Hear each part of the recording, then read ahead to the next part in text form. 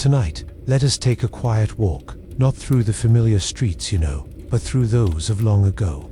Settle yourself now, lie back, allow your body to loosen, and let the weight of the day drift further from your shoulders with each breath. As your eyes soften, picture yourself moving gently through time until the world of the present fades and another city rises before you, Athens.com, beneath the slow turning of the stars. The city does not call out with noise, nor does it shout with urgency. Instead, it hums in a steady undertone, a muted rhythm that has flowed through its stones for centuries. Narrow streets stretch before you, paved with worn slabs that carry the memory of countless footsteps. A pale mist rests lightly in the early air, softening the edges of roofs and walls. From somewhere far away, faint footsteps of traders drift like whispers, carried on the breeze. The gentle murmur of the river, winding quietly through the land, reaches your ear like a lullaby from the earth itself. This is not a story of battles, nor of kings and their quarrels. There are no war drums here, no clamor of politics echoing from the assembly. What awaits us is quieter, more enduring, the patient unfolding of ordinary days. We will move through the lives of those who rose before dawn, merchants arranging their wares in wooden stalls, bakers kneading soft dough in the glow of ovens, potters setting clay vessels out to dry beneath the waking sun. The marketplace, the agora, was the heart of Athens, yet its beat was not harsh. It pulsed steadily, dependably, woven into the fabric of countless daily rhythms. As we wander here together, there will be no rush. Each step will be taken as if time itself has slowed, giving us space to notice every texture, every smell, every faint echo. The air holds the sweetness of honey cakes, the green brightness of crushed herbs, and the faint wood smoke of hearths. From above, doves stir gently on the rooftops, their soft coos blending with the creak of carts rolling toward the square. It is in these simple, ordinary sensations that we find calm. Picture now the first hour of dawn. The sky lightens slowly, a wash of pale gold brushing the edges of marble temples. Their white columns catch the earliest rays, gleaming faintly against the still-shadowed streets. The city seems to stretch and yawn awake. Doors open with soft wooden groans. Farmers walk slowly toward the center, baskets balanced carefully on their shoulders. You hear the faint rattle of pottery against pottery, jars filled with oil, jugs filled with water, each carried as steadily as breath itself. Nothing moves with haste. In this world, the pace of life is shaped not by clocks or chimes, but by the simple turning of sun and season. Here, in the gentle glow of early morning, you can imagine yourself blending in, unnoticed. Perhaps you pause at the edge of the agora, where stalls are only just being prepared. The market is not yet loud. There is only a quiet anticipation, like the pause between inhale and exhale. You see a baker, his hands dusted with flour, shaping loaves in careful rhythm. You see a woman laying out bunches of thyme and mint, there, fragrance brightening the cool air. You see a potter brushing the last traces of dust from the rim of a clay amphora. Each person moves not with urgency, but with care, as if their task is part of a ritual both ordinary and eternal. The agora itself is open and spacious, a living stage upon which daily life performs its quiet, unhurried acts. Beneath shaded colonnades, men lean against stone pillars, murmuring of weather and trade. Children tug at the hems of tunics, laughing softly as they play between carts. A dog stretches out in the dust, content in its spot of sun. Even the animals here seem to know the rhythm of calmness. As the day continues, the murmur of voices will rise, yet never into harshness. It will sound like the hum of bees in a meadow, many tones blending into one. Some will be haggling gently, others will be exchanging news, still others greeting neighbors with warmth. The sounds overlap, but never overwhelm. They weave together into a blanket of human presence, steady and reassuring. Close your eyes for a moment more and imagine the textures beneath your fingertips. The grain of wood on a cart, worn smooth by years of use. The cool surface of clay jars, glazed lightly, ready to hold oil or wine.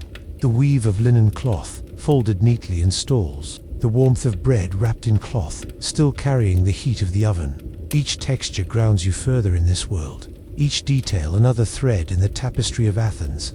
And when the sun finally climbs high above the rooftops, the light will wash the agora in gold.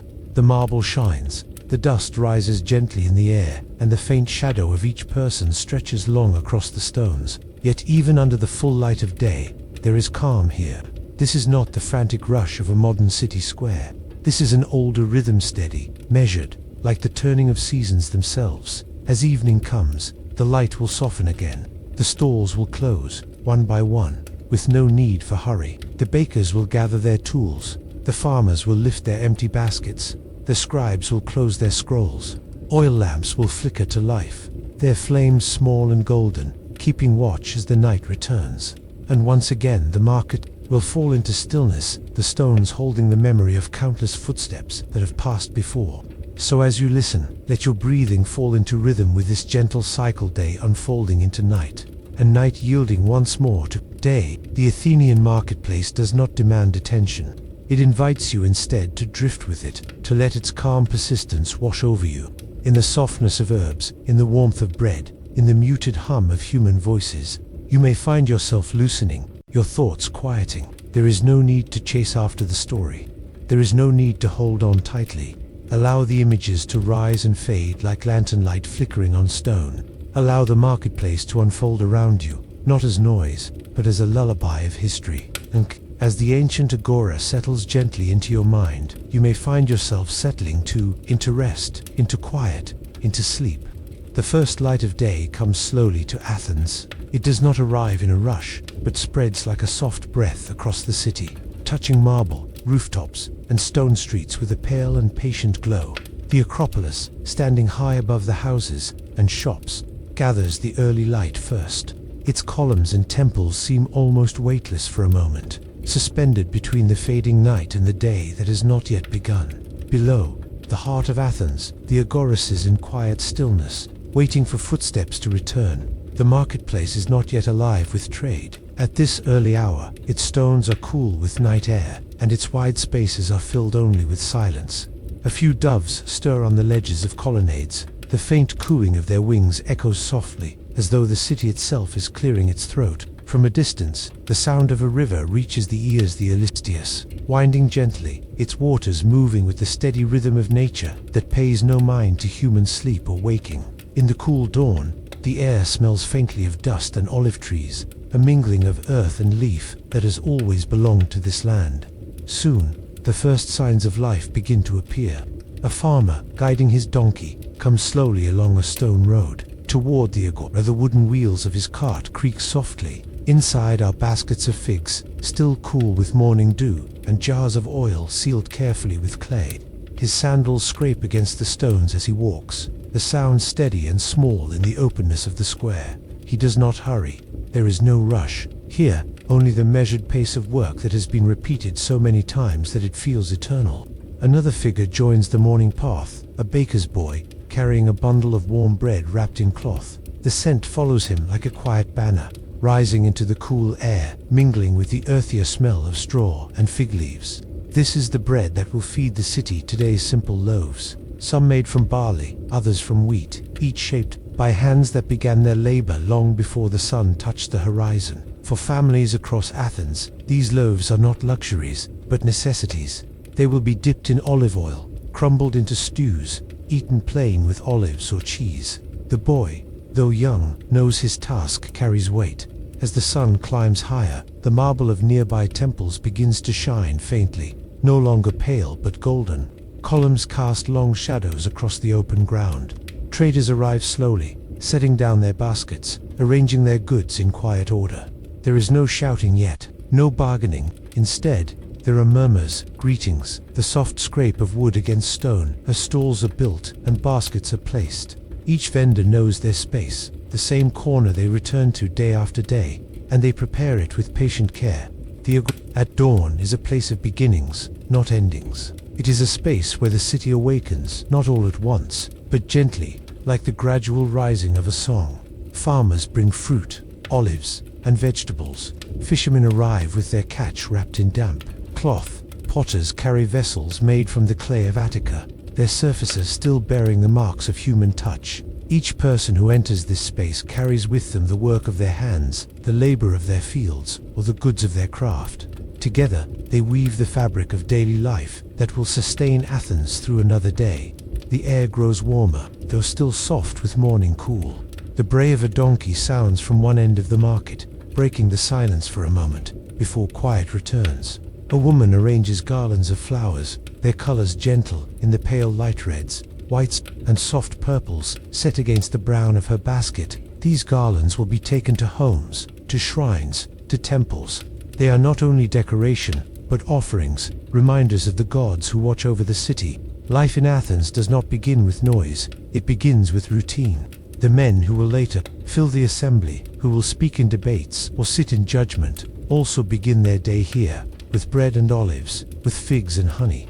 Children sent by their families wait at the edge of stalls, holding small cloths for carrying purchases. Their eyes wander to the bright fruits and fresh loaves, though their hands remain steady, waiting for what their mothers instructed them to bring. Even in these simple errands, there is a quiet dignity. The agora at this hour is more than a market. It is a mirror of the city itself, a place where lives meet in ordinary ways that still hold meaning. A man greets his neighbor with a nod, their exchange needing no words. A woman pauses to adjust her basket before setting it down, her shoulders easing with relief. A boy, running too quickly, is reminded by his father to slow his steps, and the echo of their sandals softens into the rhythm of the crowd. All of these moments, so small, gather together to form the texture of the morning. As the sun continues to rise, the anticipation of trade begins to grow, though still gently. Voices are a little louder now, carrying across the square, but never sharp. The first coins change hands, their metallic clink, faint but clear. It is the sound of exchange, of livelihood, of lives continuing. In the midst of these small transactions, there is a sense of trust, built over many mornings, just like this one. The same sellers, the same buyers, the same rituals of greeting and parting. The agora is not only a place of commerce, but a place of familiarity, of shared belonging.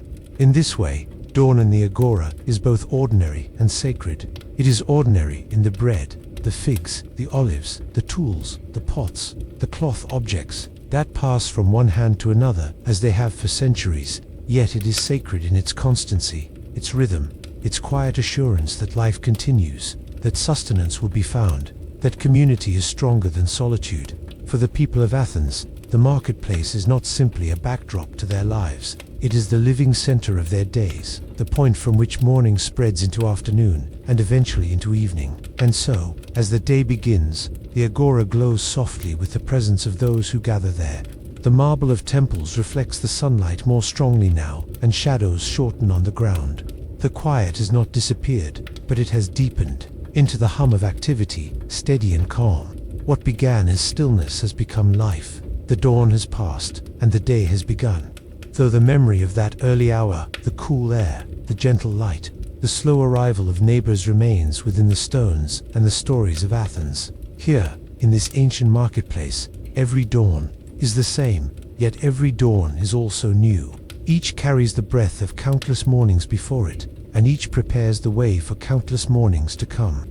To walk through the agora at this hour is to walk not only among the people of Athens, but among the echoes of time itself. And as the city awakens fully, as voices rise and trade begins in earnest, one may still feel the softness of those first moments, when the world was quiet and the marketplace was a place of peace. The quiet streets of Athens are never more peaceful than in the earliest hours of the day, when most of the city is still wrapped in sleep. But in a few corners, before the marketplace awakens, another kind of work is already underway. It begins in bakeries tucked against narrow lanes, their doors opening just enough to let out the faint glow of firelight. The bread makers are awake before the farmers arrive at the agora, before children stir in their homes, before the clatter of sandals fills the streets. Their task is humble, and yet it touches every household. Bread is not a luxury here. It is the rhythm of survival, the daily anchor of the Athenian table. The ovens are not blazing. They do not roar with the wild heat of a blacksmith's forge. Instead, they glow with a gentle, steady fire, embers carefully tended through the night, so that when the bakers rise, there is no need to spark flame anew. The fire is constant, a companion rather than a spectacle. Its warmth seeps into the stones of the oven and into the walls of the bakery, so that even in winter's chill, there is comfort in these spaces. The smell of smoke lingers lightly, but soon it will be replaced by something richer, something that calls to the heart as much as to the stomach. The work of bread making begins not with fire, but with hands. In a clay basin, flour is poured, sometimes wheat, sometimes barley, often a mixture of both. Wheat is prized, for it produces loaves that are softer and more satisfying, but barley is more common, more affordable, and more enduring in the rocky soil of Attica. For most Athenians, barley bread is the daily fare, and wheat is saved for occasions of greater importance. The flour is not fine by modern standards. It carries with it small flecks of husk, reminders of the fields from which it came. Into this basin, water is added, cool from the well, and salt for flavor. The mixture is simple, yet its transformation will feed an entire city. The baker's hands sink into the dough, pressing, folding, pulling. The rhythm is unhurried but strong, the movement learned not from books, but from years of repetition. Muscles in the forearms and shoulders shape each loaf, giving it life. The dough resists at first, firm and heavy, but slowly it yields beneath steady pressure. The baker does not think of each motion separately. The act is instinct, carried in the body, passed down through generations. To knead is to remember, to honor those who came before, and to ensure that others will be fed tomorrow. The room fills with the soft sound of labor, the slap of dough against wood, the sigh of air released with each fold, the quiet shuffle of bare feet on packed earth. There is no rush. Bread cannot be hurried. It must rise in its own time, cradled by warmth, guided by patience. As the dough rests, covered with cloth, the bakers prepare more, shaping smaller loaves for children to carry, larger ones for families, flat cakes that will be eaten quickly, and sturdier rounds that can last longer in storage. For those who live in Athens, the bread of each day is not the same, though it is always familiar. Some loaves are flavored with sesame or with herbs, depending on what the household can afford.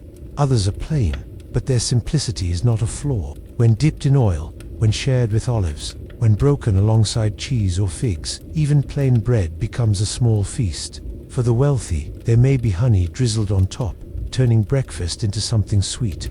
For the poor, bread alone is enough, filling the stomach and steadying the day. Children often arrive at the bakery while the sun is still low, sent by their families to fetch the morning loaves. They bring with them small cloths, folded neatly, to wrap the bread and keep it warm on the walk home.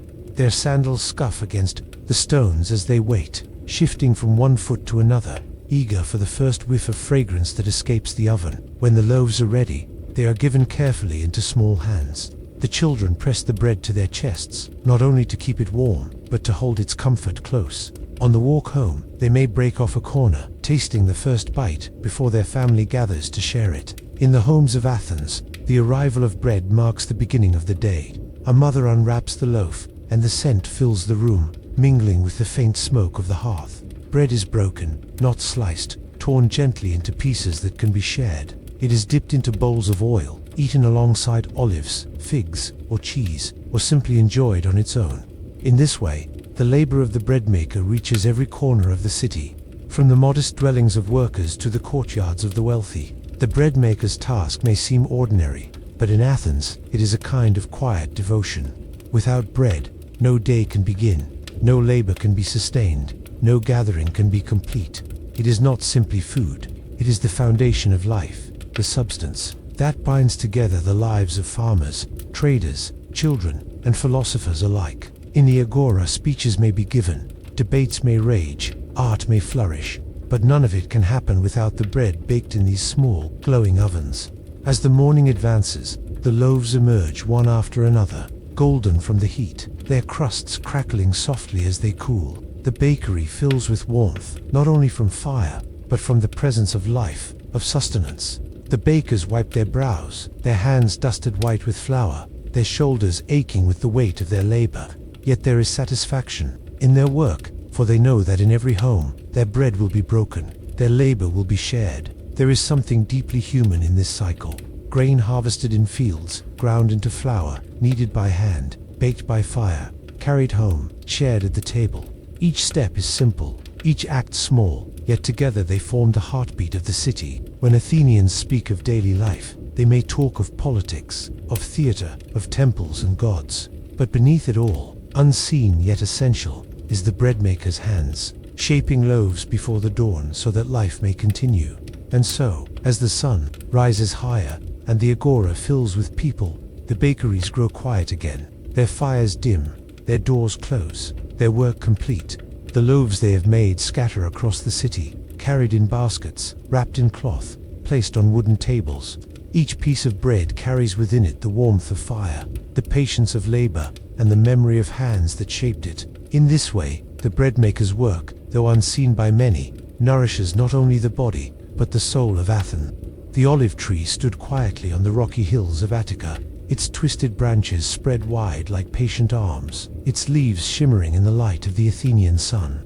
These trees were old, even in the time of Pericles. Their roots sunk deep into the soil, drawing strength from the dry earth. To the Athenians, the olive was not just a plant, it was a gift, a presence that shaped their land, their food, their rituals, and their sense of identity. From the tree came fruit, and from the fruit came oil, golden, smooth, and gleaming like liquid sunlight. More than food, more than trade, olive oil was a daily companion, touching nearly every corner of life in Athens. The journey of oil began long before it reached the market stalls of the agora. It began in the groves, where families tended the trees that had been passed down through generations. Harvest came in the late autumn, when the air was cooler, and the leaves rustled with a silver shimmer in the breeze. Workers climbed ladders, or simply reached up with their hands, plucking the small green and black fruits one by one. Others used sticks to knock the olives gently onto nets stretched beneath the trees. The work was careful, for bruised fruit would yield poor oil,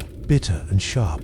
The olives were gathered into baskets, carried down winding paths, and brought to the press. At the press, stone basins waited, carved smooth from years of use. The olives were poured in and crushed, first by hand, later by heavy stone wheels, turned slowly by mule or man. The sound was steady and low, a grinding rhythm that marked the transformation from fruit to paste. The paste was spread onto woven mats, stacked carefully, and pressed beneath great wooden beams weighted with stone. Slowly, dark liquid seeped out, trickling into jars. At first, the flow was heavy with water and residue, but soon the golden oil separated, rising to the top, shining in the light.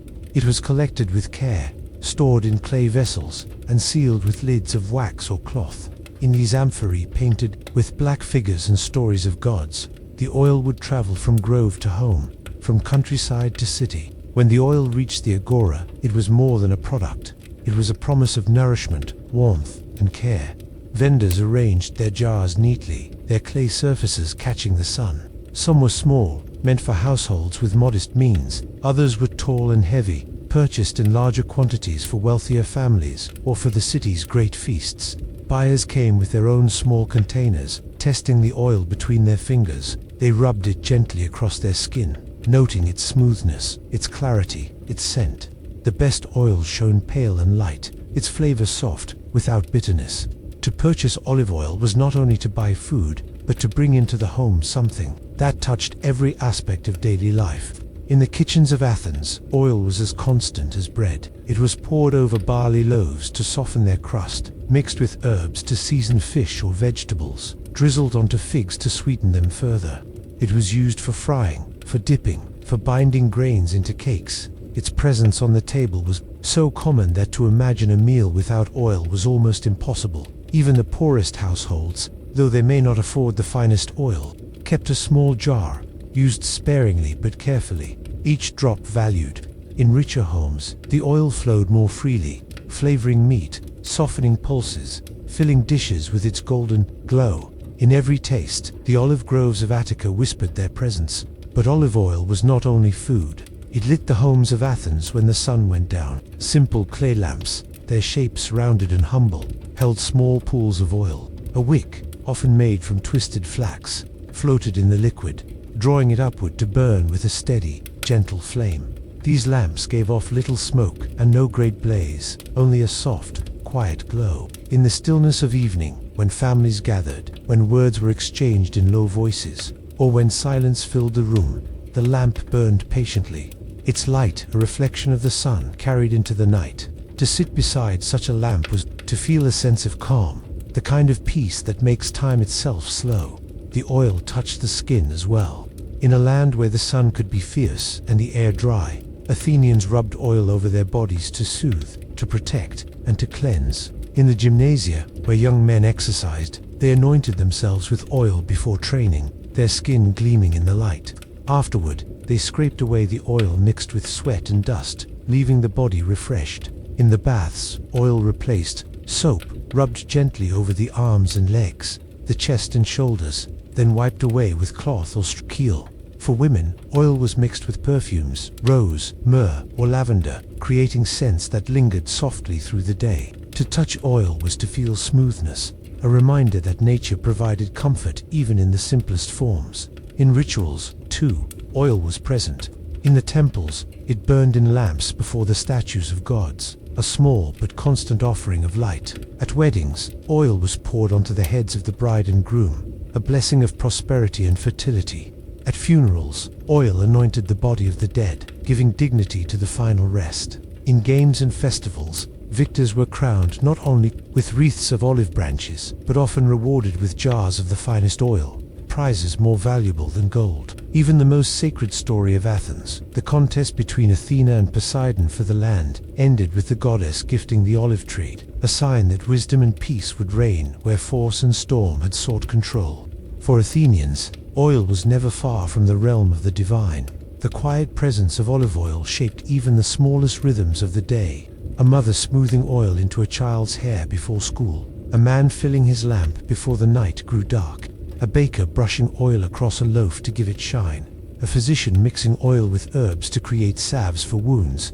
These small actions repeated endlessly, each one so ordinary that they barely seemed worth notice, and yet together they created the texture of life. To look at Athens without noticing its oil would be like looking at the sea without seeing its waves.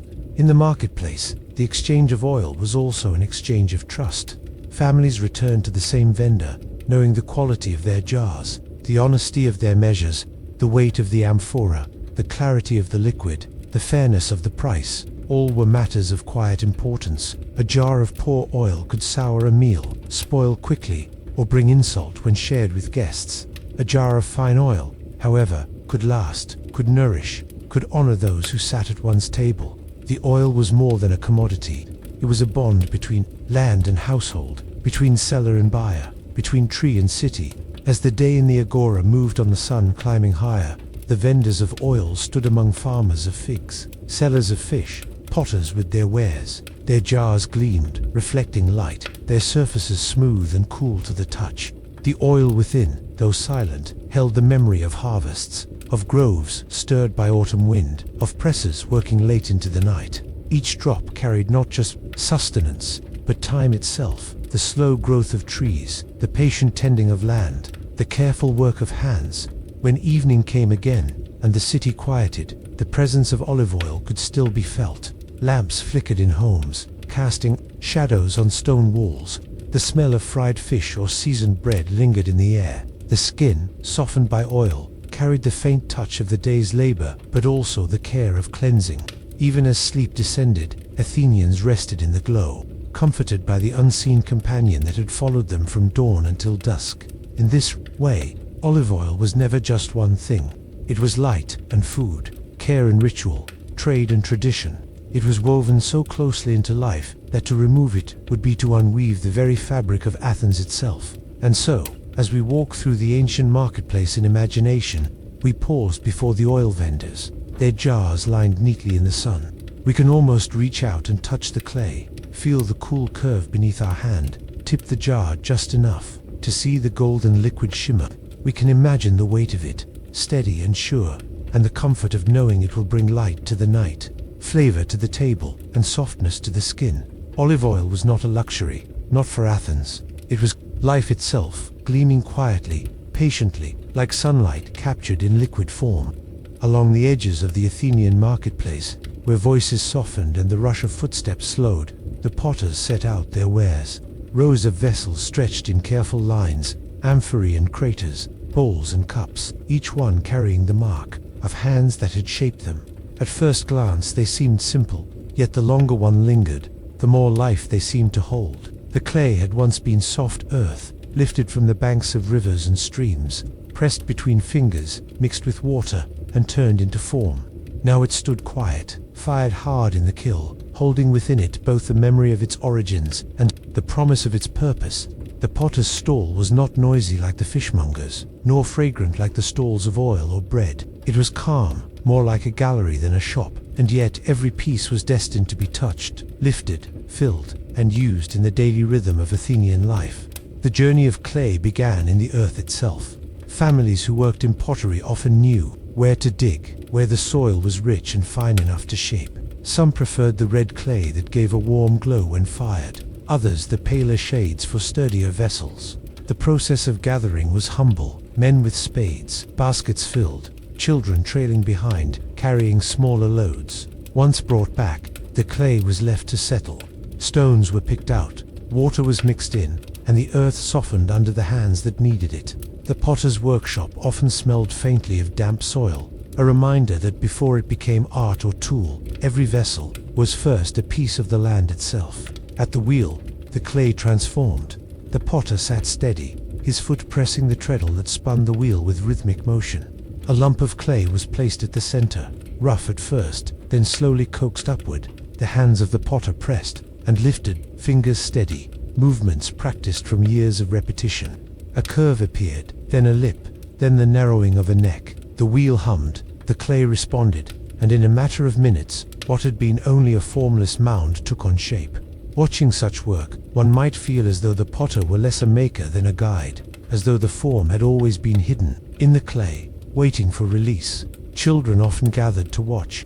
The spinning wheel, the wet clay rising like magic under the hands of their elders, held a quiet fascination. The potter rarely spoke, his concentration bound to the motion before him, but the act itself was its own lesson: patience, balance, and the steady rhythm of creation. Mistakes were common. A wall too thin might collapse, a lip might wobble, a sudden shift of the hand might send the clay spinning into ruin. Yet the clay was forgiving.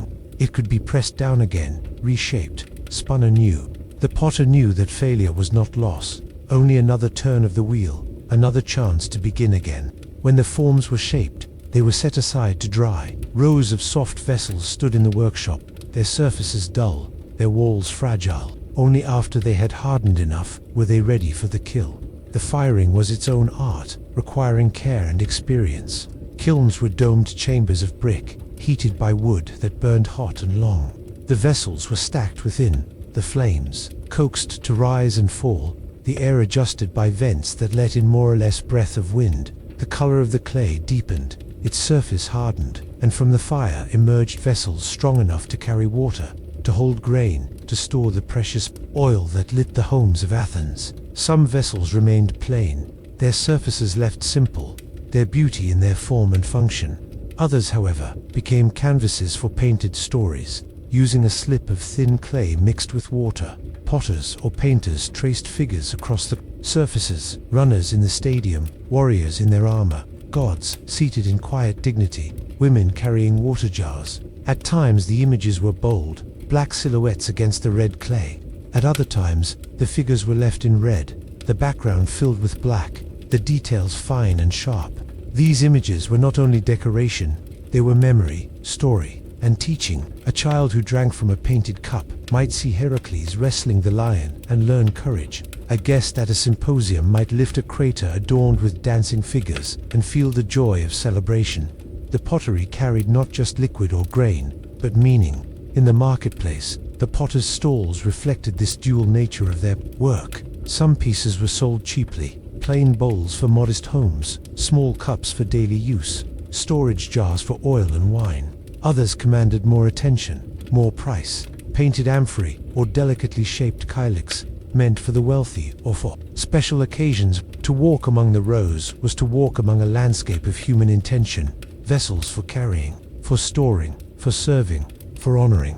Each piece had its own place in the rhythm of life, and yet when displayed together, they seemed almost like a silent choir, waiting to be taken into new homes, to be filled with the substance of daily existence. The Athenians valued these wares not only for their utility, but for their sturdiness. Clay, once fired, held strong against time. A jar could outlast the hands that first filled it, could be passed down, could serve again and again. Broken pieces, too, found use. Shards were kept for writing notes, for recording debts, for voting in the assembly when citizens scratched names onto them in moments of decision. Thus, even in fragments, the pottery of Athens lived on, woven into the civic life of the city. The potter's stall, though quieter than many, was never empty. Housewives came to replace cracked bowls. Farmers purchased storage jars before harvest. Merchants selected amphorae for transporting oil or wine across the seas. Students bought small cups for the symposiums they would one day attend. And there were those who simply admired the artistry, lifting a painted vessel, tracing its curve, imagining the hands that had formed it and the fire that had hardened it. To stand among the potters was to be reminded that beauty and necessity often walked hand in hand. The life of a potter was not without hardship. The work was demanding, the returns modest. Clay stained the hands, smoke from the kilns filled the lungs, and long hours bent over the wheel left bodies weary. Yet there was dignity in the craft, a quiet pride in knowing that their work touched nearly every household in the city. Where bread fed the stomach and oil soothed the skin, pottery made both possible, carrying, storing, and serving the gifts of the land. Without vessels, the abundance of Athens could not have been preserved, nor shared, nor traded. In this way, the potter's work was as essential as it was humble. Beyond Athens, Athenian pottery traveled far. Ships carried amphorae filled with oil and wine to distant ports, and the vessels themselves became sought after. Foreigners admired their shapes, their sturdiness, their painted scenes. To hold a piece of Athenian pottery in a far-off land was to touch something of the city's spirit, a fragment of its soil, a trace of its artistry. Thus the potters, though often poor, contributed quietly to the reach and reputation of their city. Their work scattered across the Mediterranean like seeds of culture, and yet, in the stillness of the market, none of this grandeur was visible. There, the potter's stall remained simple. A man sat on a stool, his hands resting on his knees, his wares lined before him. A woman paused, picked up a bowl, weighed it in her hand, nodded, and exchanged a few coins. A child tugged at his mother's robe, pointing to a painted cup with fascination. The transactions were small, ordinary, unremarkable, and yet they carried within them the great continuity of life. Each vessel, once purchased, would enter a home, take its place on a table, become part of the unseen fabric of daily existence. In the evenings, when the market emptied and the potters gathered their unsold wares, the stalls seemed almost hushed, as though the clay itself had absorbed the voices of the day. The amphorae leaned against one another, the bowls stacked neatly, the painted scenes glowed faintly in the fading light. The potters lifted their goods carefully, carried them back to their workshops, where the wheel waited, where the clay rested, where the kiln stood cool until the next firing. Their labor never truly ceased, for the city's need for vessels was endless, and the land, generous with its clay, offered always more. In this way, the potters of Athens lived not in fame, but in quiet endurance. Their craft was steady, their presence constant, their wares indispensable. To look at Athens without noticing its pottery would be to miss the very vessels that held its sustenance, its stories, its light. Each cup, each jar, each fragment whispered of hands that shaped, of fires that hardened, of lives that depended on simple, sturdy forms. And so the potter's stall, calm at the edge of the market, was not merely a place of trade, but a quiet gallery of useful art, waiting patiently for new hands, new homes, new stories to fill its clay. The air near the herbalist's stalls was unlike any other part of the Athenian market, where the fishmongers carried the sharp tang of the sea, and the potter's stalls held the faint dust of clay. Here the atmosphere was softened by green fragrance. It was as though the hillsides themselves had been gathered and arranged in baskets and bundles. Thyme, oregano, mint, and sage filled the space with their quiet insistence, each plant recognizable even to those who did not know their names. Customers passing by slowed their steps, for the air seemed lighter here, touched by the breath of plants that had grown under the same sun that warmed the marble of the city. The herbalist's tables were carefully arranged. Bundles of thyme were tied with twine, small leaves still clinging to their woody stems. Mint lay in fragrant heaps, its freshness releasing at the slightest touch. Oregano and sage, dried and bunched, offered deeper, earthier scents. Alongside these common herbs were jars filled with powders, small vials of oils, and even roots dug from the earth. The display was at once practical and beautiful, a miniature garden brought into the heart of the bustling marketplace. To walk among these stalls was to be reminded that the city did not live on stone and trade alone, but relied upon the steady gifts of its hillsides and fields. These herbs had many lives. In kitchens, they flavored the simple meals of farmers and the elaborate feasts of aristocrats alike. A sprinkle of oregano over bread, a sprig of thyme in a pot of lentils, a handful of mint stirred into wine. Such touches transformed the ordinary into the memorable. Cooking with herbs was not only about taste, but also about memory and comfort. To smell sage was to recall one's grandmother preparing stews on winter evenings. To taste mint was to remember summers when the fields shimmered with cicadas. Herbs carried the seasons within them, allowing Athenians to bring the freshness of the hills into their homes throughout the year. But the herbalist's trade extended far beyond the kitchen. These plants were also medicine, subtle and enduring in their quiet power. Thyme was steeped in hot water and given to soothe coughs. Sage was brewed as a tea to ease sore throats and tired bodies. Mint calmed stomachs, refreshed the breath, and cleared the mind. Oregano, with its warmth, was thought to bring strength to those recovering from illness. Each plant carried with it a set of associations, passed down not through written texts alone, but through the gentle teaching of elders, mothers, and healers who had learned from the land. The knowledge of herbs was practical, but also deeply cultural. In Athens, physicians studied the workings of the body, sometimes in ways that separated themselves from tradition. Yet even they relied upon the plants that herbalists sold. The herbalists stood at a crossroads between professional medicine and everyday wisdom. They knew not only what plant might ease pain, but also how to prepare it, how long to steep it, what combinations to avoid. They listened to the complaints of their customers' aches, coughs, weariness, and offered bunches of green comfort. For many, this exchange was not only about treatment, but about reassurance, a reminder that the remedies of the earth were always close at hand. The scents themselves were part of the healing. To walk among the herbalists was to breathe in thyme's sharp clarity, mint's cool relief, sage's grounding strength. The air felt cleaner here, as though every breath carried a small blessing. From the plants, it was not uncommon for passers-by, even without intention to buy, to pause and lean close to a bundle, inhaling deeply, as though the act itself were restorative. In this way, the market stalls became more than spaces of trade. They were places of pause, where the simple act of breathing connected Athenians to the land's quiet medicine.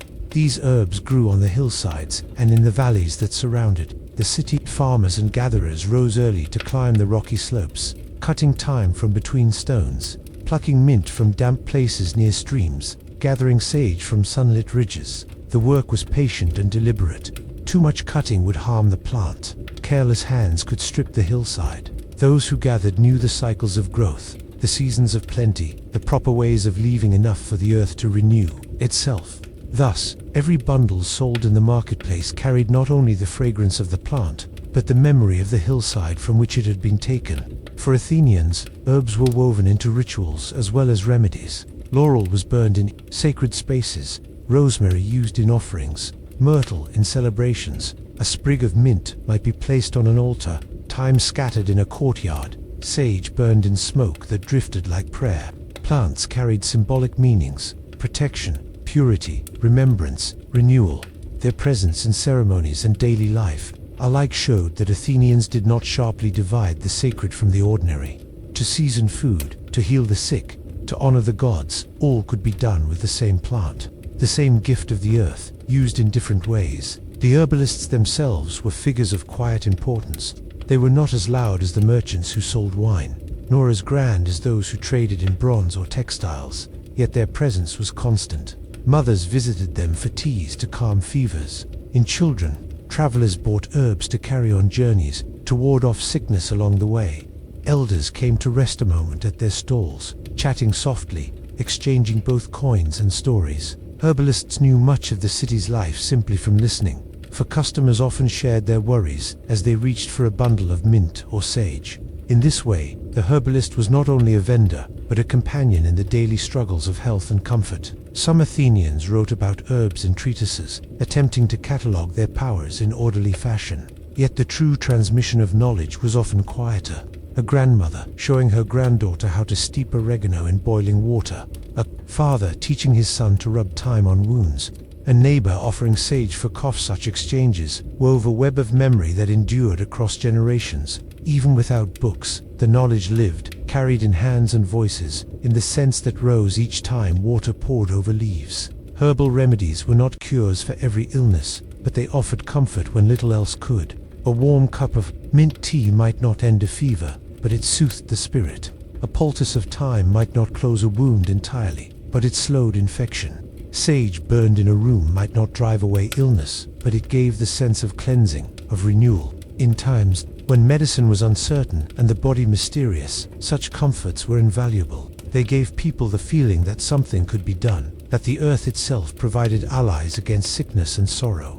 Children grew up surrounded by these scents, the smell of thyme rising from soup, the bitterness of sage tea pressed upon them when unwell, the sharp taste of mint leaves chewed on hot days. These sensations became part of memory itself. Later in life, the same sense could awaken moments long past, stirring recollections of mother's care, of evenings by the hearth, of gentle lessons whispered in kitchens and courtyards. Herbs were not only remedies but anchors of memory, stitching together the lives of families across time. In the broader marketplace, the herbalist stalls were places of balance. After the noisy exchanges of fish, the shining display of metals, or the sturdy rows of pottery, here one found a gentler commerce. People lingered longer, conversations drifted more icily, the pace slowed. To smell a handful of oregano was to step briefly out of the rush of buying and selling, to pause and remember the hills beyond the city, the simplicity of green life. That continued regardless of politics, trade, or war. The herbalists offered not only goods, but an atmosphere of calm within the market's bustle. As evening fell, when the sun lowered and shadows stretched across the square, the herbalists gathered their bundles. Some herbs would keep dried and stored carefully. Others would fade, their freshness lost overnight. The work was never ending, for the demand for herbs did not cease. Tomorrow, new bundles would be cut, new scents would fill the air, and once again Athenians would come to breathe deeply, to choose, to carry home the simple medicine of the land. The enduring presence of herbs in Athenian life reveals something quiet yet profound. These plants, so small and common, connected city dwellers to the natural world in ways that stone and commerce could not. They reminded Athenians that beyond the marble temples and crowded streets, the hills continued to breathe, offering thyme, mint, sage, oregano, and countless other gifts. And in every sip of tea, every meal flavored, every small remedy prepared, the city remembered that its strength was not only in its walls and ships, but also in the soft resilience of its plants, growing year after year, season after season, renewing the bond between land and people. Thus, to pause with the herbalists was to pause with the earth itself. In their quiet stalls, surrounded by fragrance, Athenians found not only goods for cooking or cures for ailments, but a reminder of continuity, of comfort, of the gentle cycle by which the land sustained them. The herbalists, with their bundles and jars, their knowledge and patience, kept alive the green memory of the hillsides, passing it quietly from one generation to another, ensuring that Athens breathed not only stone and sea, but the living air of its plants. By midday, the agora of Athens swelled with life, though never in a way that felt unruly or overwhelming. The morning's coolness had lifted, and the sun, now higher in the sky, spread its brightness across the marble stones and earthen paths. Shadows grew shorter, colors sharpened, and the marketplace seemed to hum not with noise that jarred, but with a layered softness, like bees around a flowering tree. The voices of Athens, hundreds of them, blended into one continuous sound, measured, flowing, unhurried. To walk through this space was not simply to shop or trade, but to enter into the living fabric of human company. The first impression of this sound was always its gentleness. Unlike the clamor of a harbor where sailors shouted orders, or the echoing cries of soldiers drilling beyond the city walls, the agora spoke in tones of warmth. Men and women greeted one another with practiced ease, friends clasping hands, neighbors leaning close to share news, elders exchanging comments about the weather or the health of the crops. Each word mattered less than the cadence, for much of what was said carried no urgency. The conversations were threads, woven for the sake of weaving, each adding to the broader tapestry of the day. Children, freed from lessons or errands, darted among the legs of their elders, their laughter light but never disruptive. They seemed to sense the rhythm of the marketplace, matching their games to its tempo. A sudden burst of giggling might rise as two children chased each other past a line of stalls, but it quickly softened into the general hum, absorbed like a splash of sunlight across stone. Even their play carried the mark of restraint, as if the city itself taught them that life was best lived in harmony rather than in noise. The marketplace was as much for meeting as for buying. Coins exchanged hands, goods shifted from one basket to another. But alongside this, commerce ran another form of exchange: words, greetings, questions, jokes. A man who came to purchase olives might linger to ask after a neighbor's son. A woman buying wool might pause to share her thoughts on the shifting winds that promised rain. In these pauses, trade slowed, yet life deepened. The agora was not a place of haste, but of presence, where errands provided the occasion for companionship. One could stand at the edge of the square, eyes closed, and learn much from listening alone. The hum revealed the health of the city. A rising tone of optimism might follow news of a successful harvest, while a subdued murmur might spread if a storm had damaged ships at sea. The voices carried stories, some grand, some small, woven into the air for all to breathe. The agora was not only a marketplace of goods, but a marketplace of words, where news traveled not by decree or proclamation alone, but by the lips of friends, neighbors, and strangers. The greetings themselves held ritual weight. Athenians greeted one another, not with hurried nods but with warmth and intention. Hands met hands, eyes met eyes, and words of welcome were given their space. Cheer, they would rejoice, be glad. Such a word was not thrown casually into the air, but offered as a small blessing, a reminder that joy was to be shared. To greet someone was to affirm their place in the community, to acknowledge their presence not as one more body in the crowd, but as a fellow thread in the fabric of the city's life. Much of the conversation centered on the ordinary, yet in the ordinary lay richness. Elders leaned together, speaking of weather, the angle of the sun, the dryness of the earth, the shifting of winds over the sea. These observations, seemingly small, carried great weight, for they touched upon the rhythms that governed all lives. Farmers needed the rains, sailors the fair winds, merchants the safe passage of goods. Thus, in speaking of weather, they spoke of fortune itself. Such talk was not idle, but communal, a way of preparing together for what might come. Young men, standing in groups, spoke of politics and philosophy. Their voices carried more urgency, though still softened by the atmosphere of the square. They debated ideas brought forth in the assembly, repeated arguments heard from orators, or tested their own thoughts in the presence of peers. While goods exchanged hands nearby, these young men exchanged words, sharpening their minds against each other, as surely as knives were sharpened upon whetstones. Yet even here, in the heat of youthful argument, the rhythm of the agora tempered sharpness into flow, ensuring that speech did not break into anger but returned to the hum of discourse. Women, too, shaped the soundscape of the marketplace. They greeted one another with laughter, their voices rising and falling as they compared prices, discussed household matters, or arranged gatherings. Their words carried the intimate knowledge of daily life, which stall sold the freshest figs, which potter's jars would hold water longest, which herbs worked best for restless children. Their exchanges bound the domestic world into the city's heart, reminding all who listened that the health of Athens did not rest only in its temples and assemblies, but in the kitchens, courtyards, and hearths where families lived. The agora, then, was not simply a place of trade, but a living chorus. Each voice was like a note, small on its own, yet when joined with others creating harmony. The overlap of tones formed a background against which individual words rose briefly, like solos, before dissolving back into the collective sound. One might hear, for a moment, the laughter of a child, the clear call of a vendor, the deeper tone of an elder telling a story, but these moments never broke the whole. Instead, they enriched it, adding texture before returning to the hum. For travelers and strangers, the sound was one of welcome. A visitor entering Athens through the marketplace might first notice the smell of olives, the gleam of pottery, the brightness of fabrics, but it was the sound of voices that revealed the city's soul. There was no harsh shouting to drive trade, no fear in the tones of people, but an openness that invited even the foreigner to linger. To hear this hum was to know that Athens was not merely a place of walls and laws, but of living relationships. The rhythm of voices followed the rhythm of the day. In the early morning, conversations were few, focused on transactions, but as the sun climbed, speech grew richer. By midday, when the marketplace was at its fullest, the sound reached its height, a steady murmur that seemed to rise with the heat itself. Later, as shadows lengthened and people drifted homeward, the voices softened once more, thinning like smoke until only a few strands remained. The agora, emptied, became quiet stone again, waiting for the next day when voices would return to awaken it. The unhurried weaving of community ties was the true wealth of this sound. Each greeting renewed bonds, each conversation refreshed memory, each laugh carried the warmth of belonging.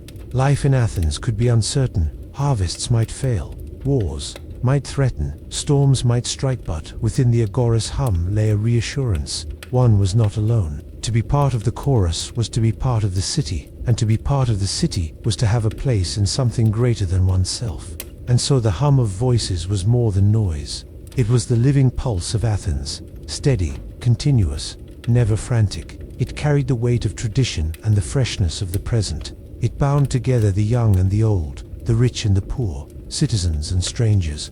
Like bees around their hive, Athenians moved with purpose, yet also with harmony, their voices mingling until distinctions blurred, leaving only the sense of a shared life. To walk through the agora at midday was to walk within this living sound, to feel its warmth, to breathe its rhythm, and to know that in the simple act of speaking and listening, a city kept itself alive.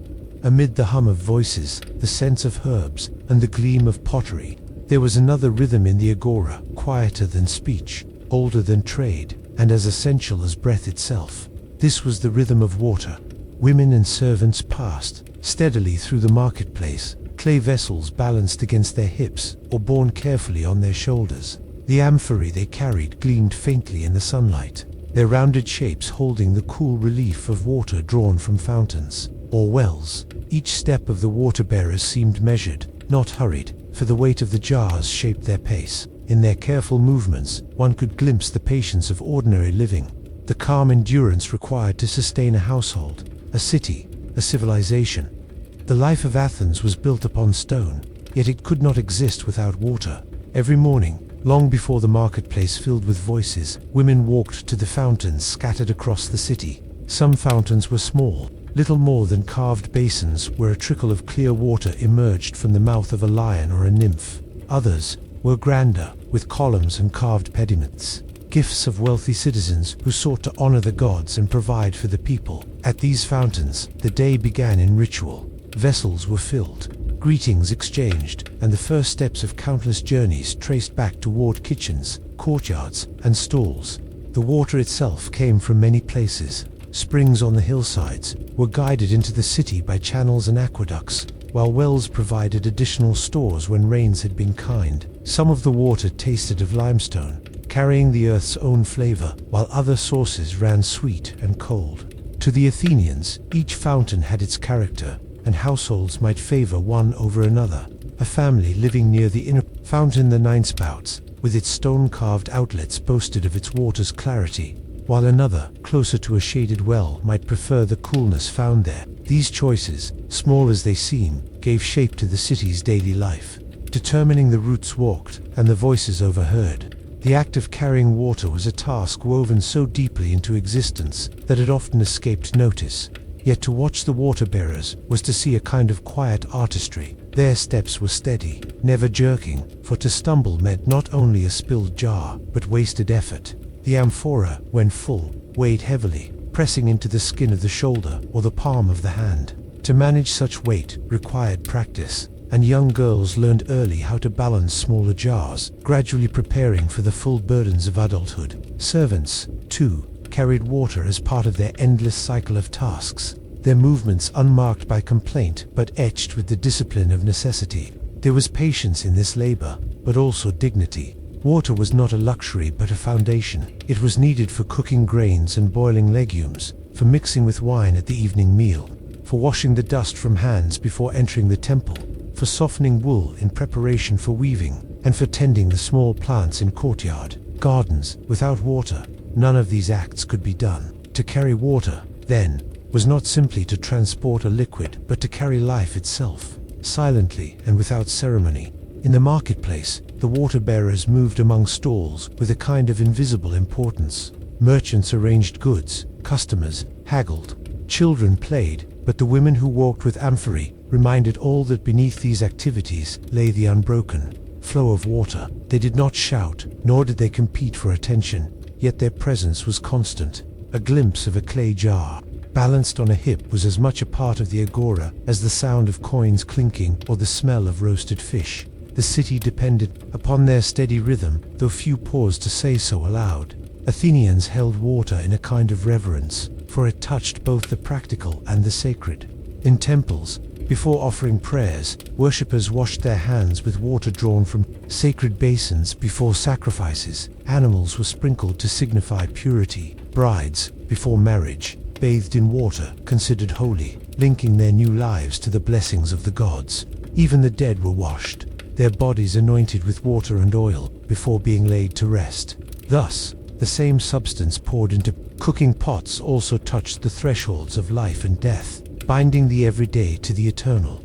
The fountains themselves were places of gathering. Women lingered there, speaking softly as they waited their turn, sharing small pieces of news, asking after one another's children, commenting on the changing weather.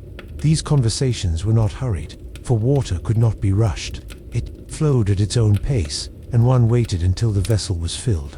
In that waiting, time itself slowed, allowing space for human connection. Fountains, then, were as much social spaces as sources of water, corners of the city where necessity and companionship met. Travelers from other lands often remarked upon the sight of Athenians carrying water. To them, it seemed both strange and admirable, a reminder of how a great city sustained itself, not only through laws and armies, but through countless acts of patience. The grandeur of the Parthenon might astonish visitors, but so too did the vision of women walking steadily with amphorae, each step a quiet contribution to the city's strength. For in those steps lay the reminder that civilization rested not only on marble columns and golden statues, but on the daily, repeated, often invisible work of ordinary hands. The water-bearers also shaped the rhythm of the body. Carrying a jar required not only strength, but posture, balance, and breath. The back must remain straight, the steps even, the shoulders squared. To carry water poorly was to risk spilling it, wasting effort, or injuring oneself. Thus, those who bore water moved with a particular grace born of necessity, a grace that, in time, became second nature. Observers might notice how a young girl, once clumsy with her jar, grew into a woman who could walk across the uneven stones of the agora without spilling a drop. In this transformation lay a quiet story of growth and discipline. Beyond the city, water was drawn from streams and springs that had long been regarded as gifts of the gods. Each spring carried its myth. One was said to be blessed by Artemis, another guarded by nymphs, another formed where a hero's spear struck the earth. To drink from such a source was to partake not only of refreshment, but of memory, of story, of divine presence. Athenians lived with these layers of meaning, never separating the practical from the sacred. The water in a jar might quench thirst, but it also whispered of hillsides, myths, and the unseen gods who shaped the world. The patience of water-bearing mirrored the patience of life itself. Just as a jar could not be filled all at once, but only as the stream allowed, so too could life not be rushed. Crops grew in their seasons, children matured at their pace, fortunes rose and fell as time permitted. In the act of waiting at a fountain, of balancing a jar, of walking carefully through the streets, Athenians enacted in small form the larger truth. Endurance and rhythm sustained existence. The water-bearers were thus teachers, though they spoke no words, reminding all who noticed that strength lay not in haste, but in constancy. As midday wore on, the sight of water-bearers did not diminish. More jars were filled, more steps taken. The sun's heat made the coolness of water all the more precious, and households welcomed the return of vessels with gratitude. A splash poured into a basin refreshed hands, a cup lifted to lips restored strength, a pot set to boil promised the meal to come. Each use of water tied back to the women and servants who had carried it, though their names might never be spoken. They remained anonymous, yet their work was essential. At day's end, as shadows lengthened and the voices of the agora softened, the last of the water-bearers made their way homeward. Their jars, now lighter, rang faintly with the sound of water sloshing against clay. They walked with the same steady rhythm, though the marketplace had grown quieter. The stalls closing, the streets cooling, the fountains, too, grew still, their basins reflecting the last colors of the sky. Tomorrow the rhythm would begin again, as it always had, as it always would. The story of the water bearers is the story of life's endurance. It is the reminder that beneath the grand sweep of history war's speeches, monuments there flows a quieter current, the daily carrying of what is needed most. Without water, there is no city. Without those who bear it, there is no life. To walk among the water bearers in the agora was to see, with each step and each jar, the truth that civilization rests not upon noise or haste, but upon patience, rhythm, and the steady movement of ordinary hands. Beneath the shaded porticos of the agora, where the sun was softened by stone colonnades, and the hum of voices reached only as a gentle background, the scribes sat at their low wooden tables. They did not call out like merchants, nor bustle like water-bearers. Their trade was one of stillness. Before them lay wax tablets darkened by use, rolls of papyrus unfurled in careful measure, and inkpots prepared with the simplest of mixtures, lamp-black soot blended with water or wine, thickened with gum. Each scribe held either a reed sharpened to a point, or a stylus of bone or bronze, and with these humble tools, they turned speech into record, fleeting thought into durable form. Their hands moved with deliberate slowness, tracing lines that seemed as steady as breath itself. The air around the scribes carried a different sound from the rest of the marketplace. Where other stalls echoed with clinking coins or soft laughter, here one heard the faint scratch of stylus on wax, the whisper of papyrus as a sheet was rolled, the measured tapping of a reed dipped back into ink. It was a music of quiet industry, a rhythm that did not intrude but invited one to listen closely. Customers approached softly, lowering their voices as if entering a temple, for the work of writing was not to be rushed. It demanded respect, patience, and clarity. Writing in Athens was not universal. Many citizens could read a decree or recognize a name, but fewer possessed the training or the steady discipline to write with elegance. Thus, the scribes became necessary. They were keepers of memory for those who could not inscribe their own. A farmer who needed to record a debt might come, dictating carefully so the terms would not be forgotten. A merchant preparing a shipment might request a list, each item entered with precision so that no loss could be disputed. Families asked for letters to be written to absent sons or husbands serving with the fleet, their spoken words transformed into orderly rows of characters. In each case, the scribe's work was invisible, yet essential, an act of service that quietly shaped trust and continuity. The tools themselves carried their own quiet beauty. A wax tablet was framed in wood, its surface smoothed but scarred with use. A stylus pressed into it not with ink but with pressure, leaving lines that could later be warmed and melted flat for reuse. Papyrus, by contrast, was lighter, more fragile yet more lasting. Sheets cut from the stalks of the Nile plant were pressed and dried, then glued edge to edge into scrolls. When rolled, they crackled faintly, like dry leaves in the wind. To write on papyrus required ink and care, for mistakes could not be erased so easily. The reed pen absorbed liquid in its fibers, releasing it slowly across the pale surface, producing strokes of dark clarity or fading gray, depending on the hand's steadiness. Watching a scribe dip, lift, and mark was like watching the slow drawing of a map, an unseen world, becoming visible line by line. In this quiet corner of the agora, writing itself revealed its dual nature, at once fragile and enduring. A wax tablet might hold a note for only a day, erased by nightfall. A papyrus scroll, if kept dry, could last decades, its words surviving longer than the voices that had spoken them. The scribes lived in that space between ephemerality and permanence, knowing that each line they traced might be temporary or might outlast its author. They worked without knowing which, attending to every task with equal care. To dictate to a scribe was to participate in a ritual of patience. One spoke slowly, pausing often, allowing the words to settle into form. The scribe would repeat them back, ensuring accuracy, his voice low and measured. Errors were not to be hurriedly corrected, but gently adjusted, with a word crossed out or a new sheet taken up. This back and forth resembled weaving, the threads of thought passing between speaker and writer, the cloth of memory gradually taking shape.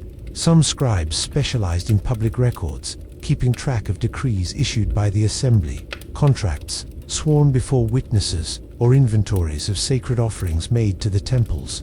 Others remained close to the people, offering their skill to anyone who approached. Both roles were vital, for the city could not govern without its archives, and families could not connect across distance without their letters. Yet the manner of their work was the same: slow, quiet, deliberate, grounded in the belief that words deserved care. The presence of scribes reminded Athenians that memory was fragile. A spoken promise might fade, a man's recollection might falter, but words inscribed in wax or papyrus could be returned to, examined, and preserved. They offered continuity in a world where voices came and went, where the bustle of the agora dissolved each evening into silence. To sit near a scribe was to sense that beneath the noise of daily life, a deeper rhythm endured, the rhythm of memory made tangible. Visitors from other lands marveled at the Athenians' devotion to writing. They saw in the scribes a kind of quiet artistry, though the scribes themselves made no such claims. They did not view themselves as poets or philosophers, but as craftsmen. Just as a potter shaped clay into a vessel, so they shaped sound into lines. Just as a weaver arranged threads into fabric, so they arranged syllables into records. Their work was practical, but it carried the beauty of necessity, the elegance of patience. The act of writing carried with it a sense of balance. The hand had to remain steady, the ink measured, the lines even across the surface. A scribe hunched in poor posture might ruin his work. One who rushed would blot the page. Thus, writing cultivated composure. Those who practiced it daily acquired a stillness of body and a rhythm of breath that matched the slow unfolding of letters. Observers noticed this: the scribe's calm, his unhurried movement, his absorption in task. In a city often marked by debate and passion, the scribe embodied another virtue: the quiet persistence of focus. Children watched the scribes with a mix of awe and curiosity. To them, the letters seemed like mysteries, strange shapes that carried power. Some would trace the forms with their fingers in the dust, imitating the strokes they saw, whispering the names of the letters as they did so. A scribe might smile faintly at such imitation, though he rarely paused his work. For him, the task was endless, each day bringing new requests, new words to record, new thoughts to steady upon the page. Not all words were practical. Some came to the scribes as fragments of poetry, dictated by those who wished to preserve a verse heard at a festival. Others were songs, prayers, or maxims to be remembered. In such moments, the scribe's role expanded. He became not merely a recorder but a guardian of culture, ensuring that what had been spoken in delight or reverence might remain beyond the moment. Even here, though his touch remained quiet, the poet might glow with pride at seeing lines fixed on papyrus. But the scribe only dipped his reed again, preparing for the next word. At times, disputes arose, and writing became evidence. A contract, carefully copied by a scribe, could prevent quarrels, its lines called upon in judgment. Thus, the accuracy of scribes mattered not only for memory but for justice. Their calm hands contributed to the city's order, even when they seemed only to scratch at wax or roll a scroll. In the quiet corners of the agora, law and fairness were strengthened stroke by stroke. As the day waned and shadows lengthened, the scribes gathered their materials. Wax tablets were stacked, papyrus rolled, ink pots covered. They worked until the light grew dim, for writing demanded clarity, and evening shadows could blur the finest of strokes. When they departed, they left behind no noise, no lingering presence, only the faint scent of ink and the silent promise of words preserved. Tomorrow, they would return to the porticos, ready once more to trace the slow, deliberate shapes of memory. The scribe's quiet work teaches us something enduring, that the act of writing is not merely a skill but a way of being. It is patience embodied, thought made tangible, memory secured against time. In their silence, the scribes offered Athens more than records. They offered continuity, trust, and the calm reminder that words, when given form, can outlast even the voices that speak them. There were mornings in the agora when the air was filled not only with the hum of voices and the murmur of bargaining, but with the drifting notes of a lyre or flute. A wandering musician would arrive, carrying his instrument with the easy familiarity of long practice, and step into the shade of a column or find a place where foot traffic slowed. Without announcement, without demand, he would let the first tones slip into the air.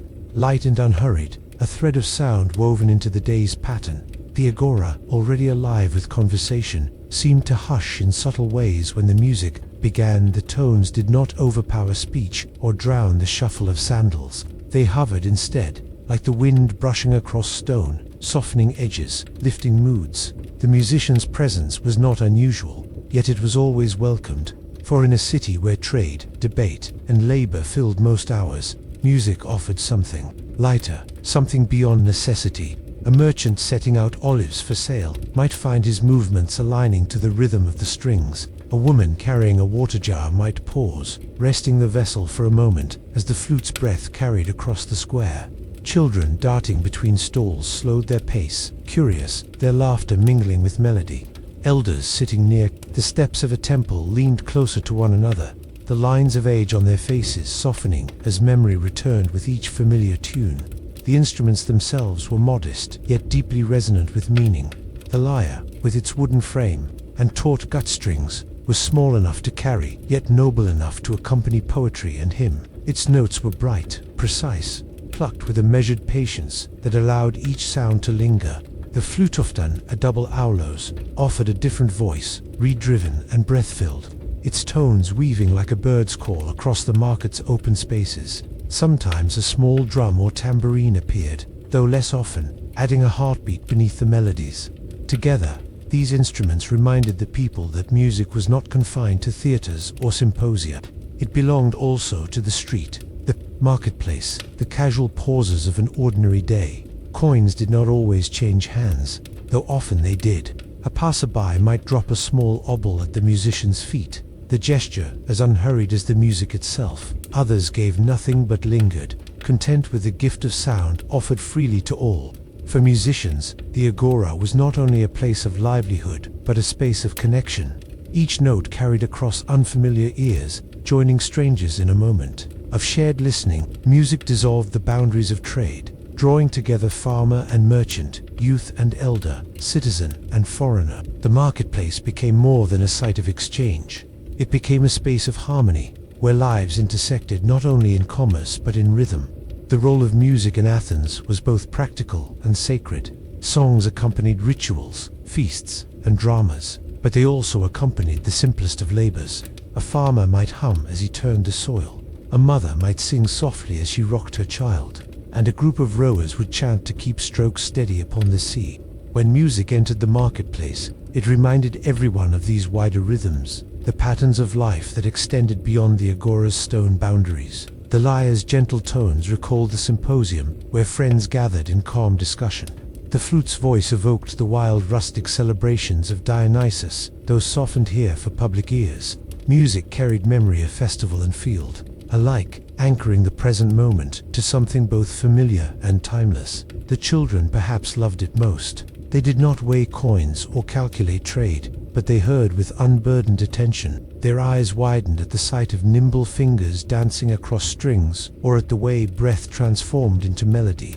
Some clapped in imperfect rhythm, others attempted to mimic the notes with whistles of their own. The musicians welcomed this, without interruption, for children's delight was part of the gift, a reminder that music was not measured in payment alone, but in joy received. And sometimes, though rarely, a musician would crouch, lowering the instrument to a child's reach, allowing small fingers to pluck a hesitant note. The sound, thin, unsteady, was greeted with laughter, as though the marketplace itself approved the attempt. Older listeners responded differently. For them, music was not novelty, but memory. A tune recalled a festival long past, a dance shared in youth, a loved one absent but remembered. Their gazes often grew distant as the lyre played. Their minds carried gently backward. In these moments, the marketplace became not a site of commerce but of recollection. The elders' stillness contrasted with the movement of traders and buyers, yet the two coexisted easily, as though music wove the strands of time into a single cloth. The merchants too were shaped by the sound. Though they could not leave their stalls, they absorbed the melody as background, a calming rhythm beneath their calls to customers. A fishmonger's hand moved with greater ease, a potter arranging wares did so with quieter patience. Music softened the roughness of bargaining, tempering voices that might otherwise have risen. Where disputes threatened, a gentle tune could turn the edge of irritation. reminding all present that life was broader than a single sail. Thus, music became an unseen mediator, not through argument but through harmony. Travelers passing through Athens noticed the same. To them, the sight of musicians in the agora was striking. In other lands, markets might be noisy, even harsh, filled with shouts and urgency. Here though, alongside the bustle there was song. They spoke of it later, recalling the balance of trade and tune, as though Athens herself insisted that beauty must accompany labor. For what is a city, they wondered, if not a place where both need and delight are met together? The musicians themselves lived in a delicate rhythm of patience. Some were trained, others self-taught, but all understood that their work required more than skill. It required attunement to the shifting sounds of the marketplace, to the mood of listeners, to the flow of time itself. A song played too loudly might intrude, too softly, and it would vanish beneath footsteps. The art was in balance, in weaving sound, so it became part of the air rather than dominating it. This humility distinguished the marketplace musician from the performer in the theater. Here, the goal was not applause but atmosphere, not display but contribution. At times, two musicians met by chance, their instruments joining without rehearsal. The lyre would set a rhythm, the flute weaving above it, the sound expanding like branches from a shared root. Listeners noticed, smiling at the harmony born of spontaneity. Coins fell more often on these days, not because the music demanded it, but because gratitude overflowed. For a brief while, the agora itself seemed to breathe more evenly, its commerce lifted by shared rhythm. And when the musicians parted, their notes lingered in memory, echoing longer than the moment allowed.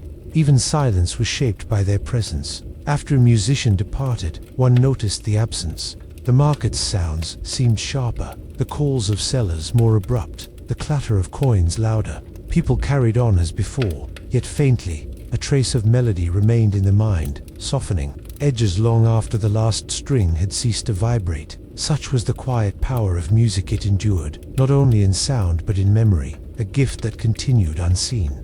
As afternoon waned and shadows stretched across the square, the musicians often left as quietly as they had come. They gathered their instruments, nodded to those who lingered, and disappeared into the side streets.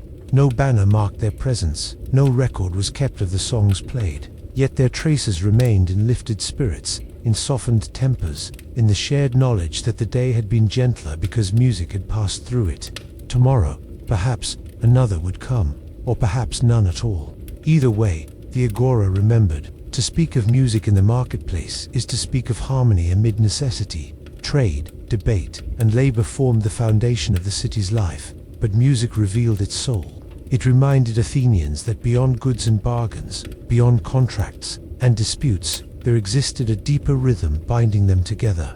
Music asked nothing but offered much: calm, connection, memory, delight. The wandering musician, standing in the shade with lyre or flute, became for a moment the unseen thread that held the marketplace in balance.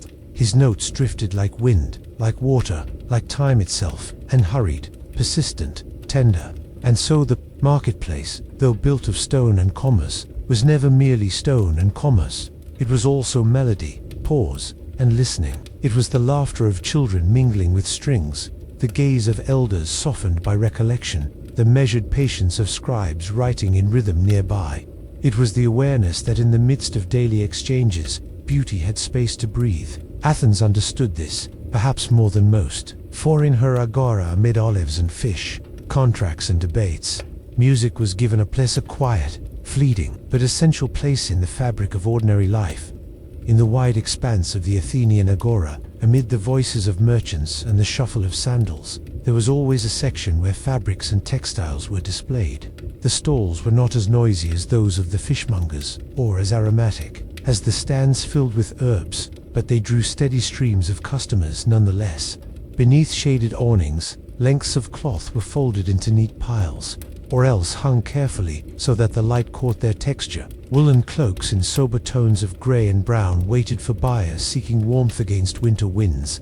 Linen tunics, lighter and cooler, promised relief for the heat of summer days. Simple belts of woven cord lay beside them, modest yet functional, ready to hold a garment in place. Here, in this quiet space, Athenians came not for luxury, but for necessity, for comfort, for the familiar embrace of fabric against skin. The act of buying cloth was intimate in a way that the purchase of grain or oil could never be. A sack of barley filled the stomach, a jug of oil lit the lamp or cooked the meal, but fabric accompanied the body itself. A buyer reached out with fingertips, rubbing the surface lightly, testing weight and softness. A cloak would be measured not only by color, but by how it draped over the arm, by whether it promised warmth or breathability. In this sense, shopping for textiles was less transaction than tactile encounter. To wear fabric was to live within it, and so the choice required patience. No one rushed before the piles of folded wool or linen. Instead, they lingered, touching, comparing, considering. Most fabrics in Athens were made from two sources, wool and linen. Wool was the more common, drawn from the flocks that grazed on the hillsides. It carried with it the scent of sheep and earth. Even after dying, a reminder of the land's provision. Wool could be coarse or fine, depending on the quality of the flock and the spinner's hand. In winter, thick wool cloaks. The hamaisha were wrapped tightly about shoulders, forming a barrier against chill winds blowing from the north. Linen, by contrast, came from the flax plant and was lighter, smoother, cooler to the touch. It required careful processing, the beating of stalks, the pulling of fibers, the patient twisting of thread. But once woven, it offered relief during the burning summers, when heat pressed heavily upon stone streets and shade was scarce. The Athenians knew when to seek wool and when to seek linen, adjusting to the cycle of seasons by shifting the texture that wrapped their bodies. Color was modest but meaningful. The dyes most affordable to ordinary citizens produced tones of brown, gray, and muted red. Bright colors existed, to be sure, but they required costly ingredients. Purple from the murex shellfish, deep blues from imported minerals, saffron yellow from rare threads. Such hues belonged largely to the wealthy, their garments catching attention in festival processions or among the elite in the theater. But in the marketplace, the tones were quieter. A man might purchase a cloak in a shade not far from the earth he walked upon, or a woman a tunic the color of sun-dried clay. These colors did not shout. They belonged to the rhythm of ordinary days, blending into the background of work and conversation. Their modesty was not a lack but a kind of harmony, a clothing of life in tones that reflected the land itself. Behind every folded garment lay hours of unseen labor. Weaving and spinning were household arts, practiced most often by women. Within homes, away from the noise of the agora, one could hear the soft whir of the spindle. The steady creak of the loom. Wool was carded, teased into even fibers, then twisted into thread by hand. Linen required careful splitting of flax fibers, drawn out with patience. Once thread existed, the loom became its world. Threads stretched taut, shuttle passing, back and forth, pattern growing line by line. It was repetitive work, yet not empty. It required attention, balance, and rhythm. Many women sang softly as they wove, the melodies keeping time with their labor. The cloths sold in the agora were not only goods, they were months of quiet devotion. Woven patience translated into tangible form. Textiles carried identity as much as they carried warmth. To wrap oneself in a certain cloak or tunic was to announce status, role, even occasion. A simple wool himation spoke of daily tasks. A carefully dyed mantle signaled wealth or festivity. Priests wore special garments when leading ritual. Soldiers had cloaks suited for marching, and actors donned costumes that allowed audiences to recognize roles. Even in their simplicity, fabrics spoke. A boy's first cloak marked his passage into youth, a bride's wedding veil, her transition to marriage, a mourning robe, its quiet testimony to loss. Thus, when Athenians moved through the agora, they saw not just colors and textures, but symbols, signals woven into the flow of daily life. Buyers treated cloth with a kind of reverence. They held it up to the light, tested its drape across an arm, and consulted quietly with companions. A mother examined a small tunic, considering whether it would suit her growing child through the next season. A farmer checked the weight of a cloak, imagining the winter fields and the winds that swept across them. Each purchase held more than immediate function, it carried anticipation of days to come. The garment would be worn at meals, at gatherings, at labor. It would age, soften, fray at the edges. In time, it might be cut into smaller strips, repurposed as rags, padding, or even winding cloth. Fabric was not discarded lightly. It followed a person through stages of life, binding itself to memory. The merchants themselves knew the art of display. Folded cloaks in layered stacks, arranged tunics by length, hung a particularly fine piece where the sun's angle caught its weave. They spoke in low tones, describing the source of wool, the steadiness of thread, the reliability of dye. Bargaining was gentle, for cloth was not a thing to be haggled over aggressively. It was too closely tied to dignity. A buyer might ask for a small reduction, a merchant might counter, but both understood the value of the labor embedded in each fold. When coins changed hands, it was with mutual recognition that what passed between them was not merely material, but the patient work of many days. Children in the marketplace found fascination in textiles as well. They slipped fingers along the edges of fabric, delighted in the smoothness of linen or the rougher texture of wool. Sometimes a merchant indulged them, lifting a piece for them to feel, their small hands clutching the cloth in wonder. For children, fabric was both comfort and curiosity, the blanket that warmed them at night, the tunic that marked their belonging to family and city. They understood little of weaving, but they knew the embrace of cloth, its steady presence in every moment of life. Festivals brought a special role to textiles. During processions, banners of woven cloth were lifted high, their colors marking sacred occasions. The Panathenaic festival in honor of Athena was perhaps the most renowned, for it featured the presentation of a great peplison, intricately woven garment offered to the goddess. Women of noble families worked together on this task, their weaving becoming not merely domestic duty but sacred offering. To present cloth to Athena was to wrap the city's patron deity in devotion, acknowledging that the skill of weaving was itself a gift from her. Thus, fabric transcended the personal and entered the divine, binding city and goddess in threads of reverence.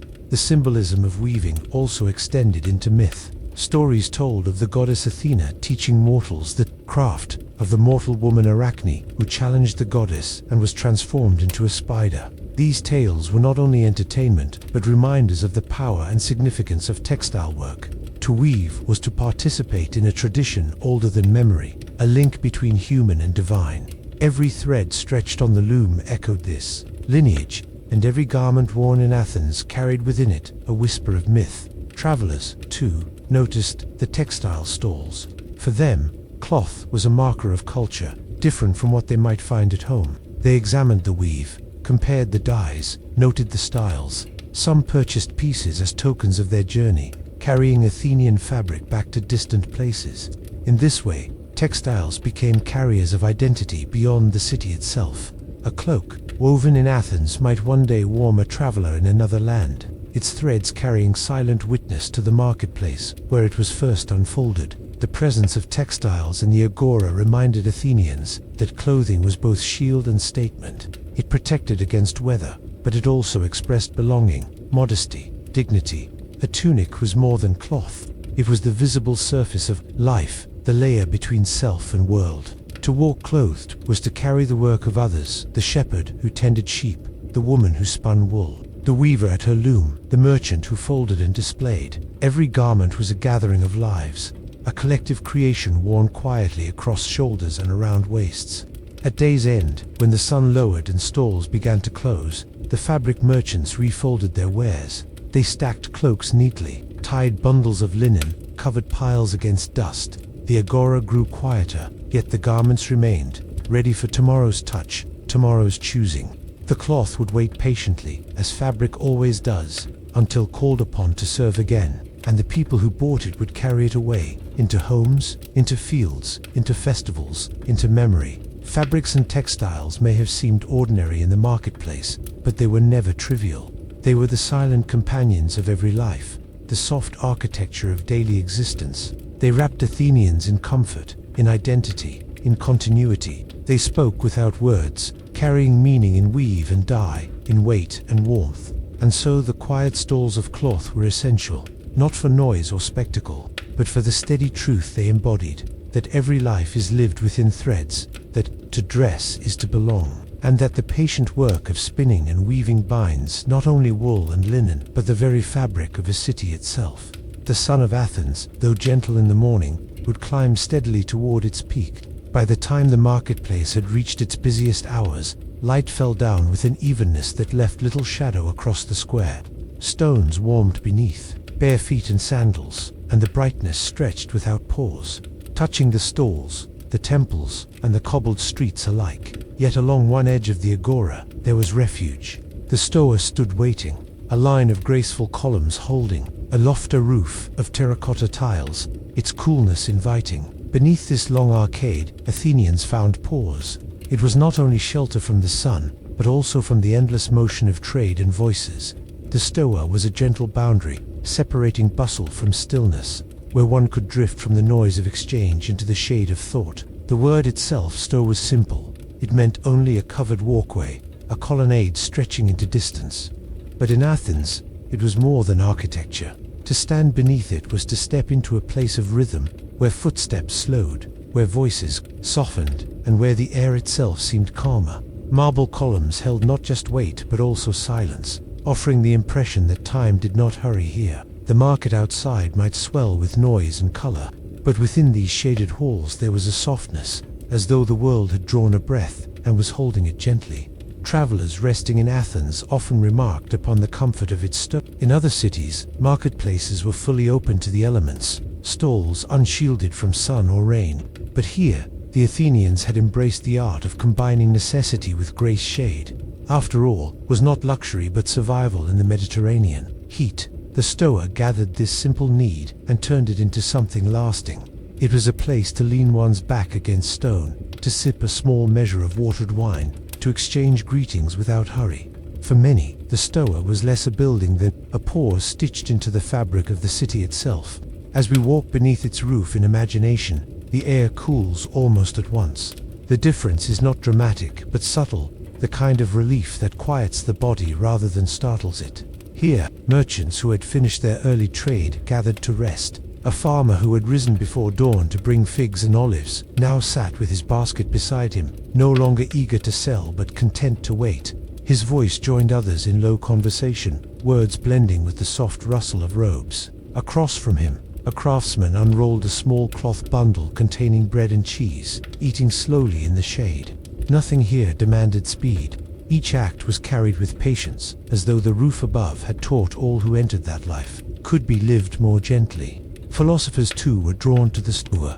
Their presence would one day give birth to a word we still know, Stoicism, a school of thought rooted in calm endurance. But long before doctrines were written, the Stoa was already a place where words lingered. Here, teachers and their listeners stood in loose circles, voices carrying softly against stone. They spoke of virtue, of fate, of the turning of seasons, though to those who passed by, it might sound only like the murmur of water in a fountain. Arguments were not shouted, but laid out like careful stones in a path. The Stoa itself seemed to demand such composure. Its columns, rising in steady rhythm, were reminders that strength could be quiet and that order need not be loud. Yet the Stoa was not reserved for philosophers alone. Children darted in and out of its shade, their sandals tapping lightly against stone. Mothers carrying water jars paused to rest their arms, setting the vessels down for a moment before lifting them again. Storytellers occasionally found an audience here, spinning simple tales while listeners leaned against columns. Even officials of the city, when their duties in the square were done, might pause under its roof, adjusting their robes and taking a slow breath before returning to the sunlight. The Stoa welcomed all merchant and thinker, child and elder, servant and free citizen alike. It was not a temple demanding reverence, nor a court requiring silence, but a common shelter shared without question. The marble itself carried a certain comfort. In the heat of the day, stone remained cool to the touch, and those who sat upon its steps felt a relief spread upward from the surface. The columns, smooth, yet bearing the faint marks of tools, seemed alive in their stillness. Light entered gently between them, strips of brightness cutting across shadow, so that those who walked within could move from sun to coolness with each step. To sit in the Stoa was to be half in the world and half withdrawn, sheltered yet connected, distant yet present. Imagine yourself resting there now. The hum of the marketplace drifts in, voices overlapping, donkeys braying, a faint clatter of amphari being shifted, but it is softened by distance. The roof above filters sound, reshaping it into a background murmur. Around you, others sit, in quiet companionship. Some speak, Others close their eyes. A boy traces shapes in the dust with a stick. A woman ties a loose sandal strap, her fingers working with steady care. Time here feels different, less like a river rushing forward, and more like a pool held still by stone. The stoa was not only physical relief, it was emotional as well. For those who labored in fields, markets, or workshops, to enter its shade was to remember that life allowed pauses. The Greeks valued balance not only in art and proportion, but in the rhythm of daily living. Work had its place, but so did rest. Voices had their place, but so did silence. The stoa embodied this harmony, reminding Athenians that a city was not only walls and laws, but also moments of shared quiet. When rain came, rare but sudden, the stoa offered its roof as protection. Merchants gathered their goods closer, pulling carts beneath the shelter, while children laughed at the splashes outside. The rain would drum softly on the tiles, filling the shaded space with a rhythm both steady and soothing. In winter, when the air grew cold, people huddled closer under the colonnade, sharing warmth in Nurnus. In summer, when the heat lay heavy across the stones, they leaned against its pillars, breathing slowly in the cooler air. Through all seasons, the stoa stood unchanged, a patient witness to countless days. It is worth pausing to think of those who built it, the masons who carved the columns, the laborers who lifted stone into place. The planners who measured its spanel are forgotten now, their names lost to time. Yet their work endures, not as monument, but as comfort. They may not have imagined that centuries later, strangers would still walk beneath their creation in thought. And yet, here we are, resting in imagination under the same shade. Their craft lives on, not in triumph, but in quiet usefulness. As the day wore on, shadows lengthened across the marketplace, and the stoa shifted once more. What had been a shelter from midday heat became an avenue of soft evening light. Columns glowed with gold as the sun sank lower, and those within found themselves bathed in warmth without harshness. The stoa became a threshold between day and night, a place where one could watch the world turn slowly. Merchants gathered their goods, children grew drowsy, and conversations tapered into silence. The stoa, always patient, received them all.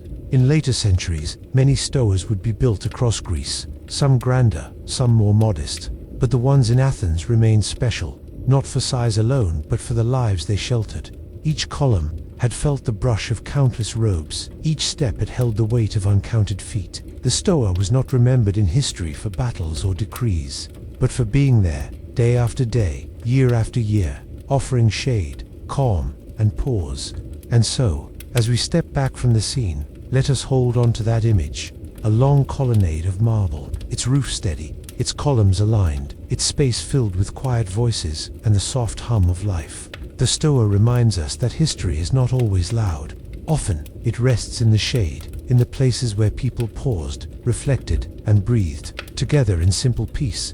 The marketplace of Athens was a place of trade, of voices raised in bargaining, of merchants displaying their goods, and of buyers passing carefully between stalls. Yet, in the midst of this daily rhythm, there was another sound, one that did not belong to business at all.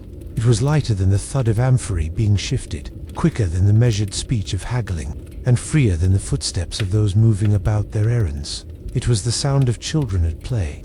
Their laughter, their shouts, their small songs, and the quick patter of running feet gave the agora an entirely different life. The adults often ignored them or smiled faintly as they passed. Play was expected, natural, a part of existence as necessary as breath itself. For while the men carried baskets of olives or clay pots, and while women compared textiles or selected grain, the children filled the empty spaces with movement. To them, the marketplace was not only a place of trade, but also a grand playground where every column, cart, and stone became part of a game. Their joy softened the sharp edges of commerce and kept Athens alive not only in its laws and trade, but in its spirit of youth. One could see them rolling hoops, simple wooden circles guided by thin sticks. The hoops rattled along the cobbled ground, clattering against uneven stones before finding speed again. Children chased after them with cries of delight, weaving between the legs of donkeys and the hems of robes, always with quick apologies or none at all. A game of hoop rolling was never stilt, was energy in motion, laughter tied to the spinning of wood. Sometimes, 2 or 3 children would race their hoops against one another, shouting encouragement to themselves as though the objects carried life of their own. To the merchants, such races might seem reckless, yet most tolerated them, for the sound of a child's delight brought balance to the weariness of trade. Another game often seen was knucklebones. Small pieces, sometimes actual animal bones, sometimes carved from clay or stone, were tossed into the air and caught in quick patterns. A child might kneel in a patch of dust, scattering the bones before gathering them with nimble fingers. Friends watched closely, counting aloud, turning competition into shared amusement. The faint clatter of knucklebones against stone was almost like the rhythm of a quiet instrument. Children bent over their play with seriousness that echoed the adults' own concentration in trade, though the stakes here were laughter rather than coin. Chasing games were perhaps the most common.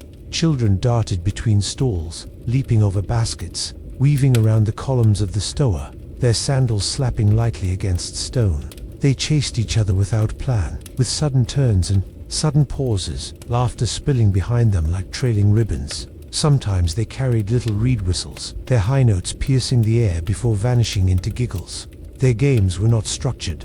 Rules shifted with each breath, but the joy was constant. In every generation, across centuries, children have played chase, and in Athens it was no different. The presence of children in the agora reminded all who looked of continuity. While the elders debated politics in shaded corners and philosophers taught beneath the colonnades, the children carried on their own learning through play.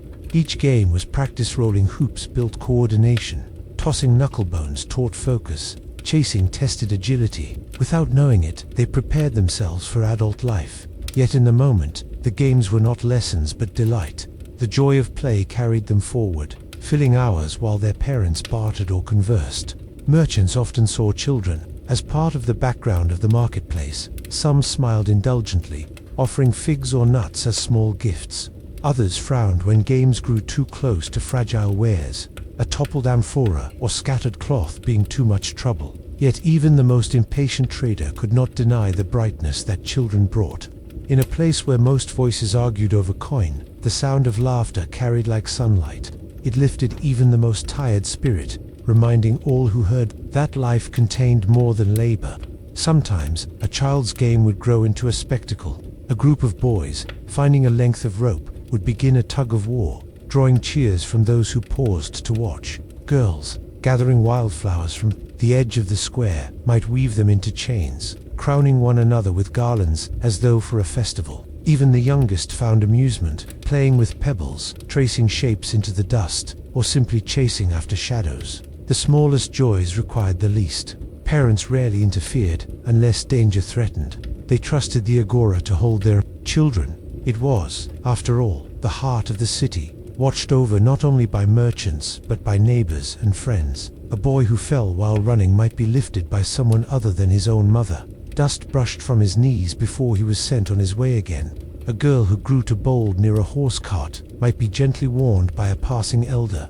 In this way, the whole marketplace became caretaker, the community itself guiding and protecting the play of its youngest members. Play was not only for children. Sometimes, adults too were drawn into the games. A father might show his son how to toss knucklebones more skillfully, or a mother might laugh as she spun her daughter's hoop to give it speed. Older siblings often joined, though they were quick to remind the younger of their superiority in skill. Even a philosopher, pausing in discussion, might smile at the sight of children chasing hoops, remarking quietly that such play was not far removed from the pursuits of men who also chased things they believed important. The marketplace, in this way, revealed life in all its mirrors. Children imitating adults, adults softened by children, each reflecting the other. The games themselves were timeless. One can imagine the same knucklebones clattering in Rome centuries later, the same hoops rolling across streets in distant lands, the same chase unfolding in every village and city. Play does not belong to one culture or one time. It is a universal language spoken by laughter and motion. The Athenians, like people everywhere, carried this truth without needing to name it. To watch children at play was to glimpse something eternal, a thread unbroken through centuries. There were moments when play and ritual met. During festivals, children's games became part of the celebration. In honor of the gods, contests were held, races across the square, competitions of skill and balance. The laughter of children blended with the music of flutes, with the chants of priests, with the fragrance of offerings. Even here, in the sacred, play found its place. For to the Greeks, the joy of children was not trivial, but part of life's harmony. As the day passed, children's play shifted with the light. In the morning, when the square was busiest, their games wove between merchants and carts, bold and lively. By noon, when the heat grew heavier, play slowed into quieter amusements, knucklebones in the shade, garlands woven in still corners. In the evening, when trade was ending and stalls were closing, children's laughter rose again, filling the emptying square with energy. As the adults grew weary, they played until called home, until mothers gathered them with gentle hands, until fathers lifted them onto shoulders for the walk back through narrow streets. The marketplace emptied of trade, but not of joy, for the sound of children carried, even as the lamps were lit. The presence of children in the agora was more than background. It was part of the city's identity. Athens was not merely a place of marble temples and serious debate, nor only a stage for war and politics. It was also a home where children chased hoops and tossed bones and laughed freely. Their play was a reminder that behind every statue and law stood lives that were ordinary, tender, and full of small joys. Without them, the city would have been only stone and echo. With them, it breathed. And so, when we imagine the agora, let us not picture only the merchants with their goods, or the philosophers with their thoughts, but also the children, filling the space with laughter. Their games, simple and timeless, were as much a part of Athens as the Parthenon rising above the city. They did not write history, yet they gave it texture. They did not rule, yet they gave it renewal. They played, and in their play they carried forward the spirit of a city that lived not only in stone and word, but in joy. The Athenian agora was not only a place of voices, trade, and stone. It was also a place of movement, softer and older than any bargain or conversation, the slow rhythm of animals. They passed quietly through the marketplace, steady as a heartbeat, their presence so familiar that many scarcely noticed them. Yet they were there in every moment. Donkeys bearing baskets, chickens clucking within woven cages, goats tugging gently at ropes, and dogs lying in the shade. The city was alive not only with people but with these creatures, whose labor, sounds, and silences gave texture to the day. The donkeys were perhaps the most constant companions. Their hooves struck the cobblestones in patient rhythm, a slow percussion that echoed against the marble walls. Laden with goods, they moved without hurry, guided by the soft calls of their handlers. Sometimes they carried amphorae of oil, swaying gently with each step. At other times they bore bundles of firewood, sacks of grain, or baskets of figs. Their ears flicked at flies, their eyes half-lidded in the brightness of the sun, but still they walked, tireless and enduring. Children sometimes stroked their coarse manes as they passed, while merchants adjusted their loads with practiced hands. Without these beasts of burden, the market would have been emptier, for they carried the countryside into the city each day. Chickens added their own note to the chorus. Kept in wicker cages or tied loosely by the leg, they scratched at the dust, clucked in protest, or flapped their wings when startled by sudden noise. Their sound was not disruptive but small, like a background melody woven into the greater hum of the agora. A mother might pause to choose a hen, lifting it briefly to feel its weight before bargaining for its price. Children crouched nearby, watching with fascination, sometimes scattering a few grains to see the birds peck eagerly. Their presence reminded Athenians of meals yet to come, of kitchens filled with the scent of roasting, of eggs gathered in the quiet of dawn. Goats, too, were familiar in the marketplace. They were tethered with rope, sometimes pulling against it with curious strength, sometimes standing docile in the shade.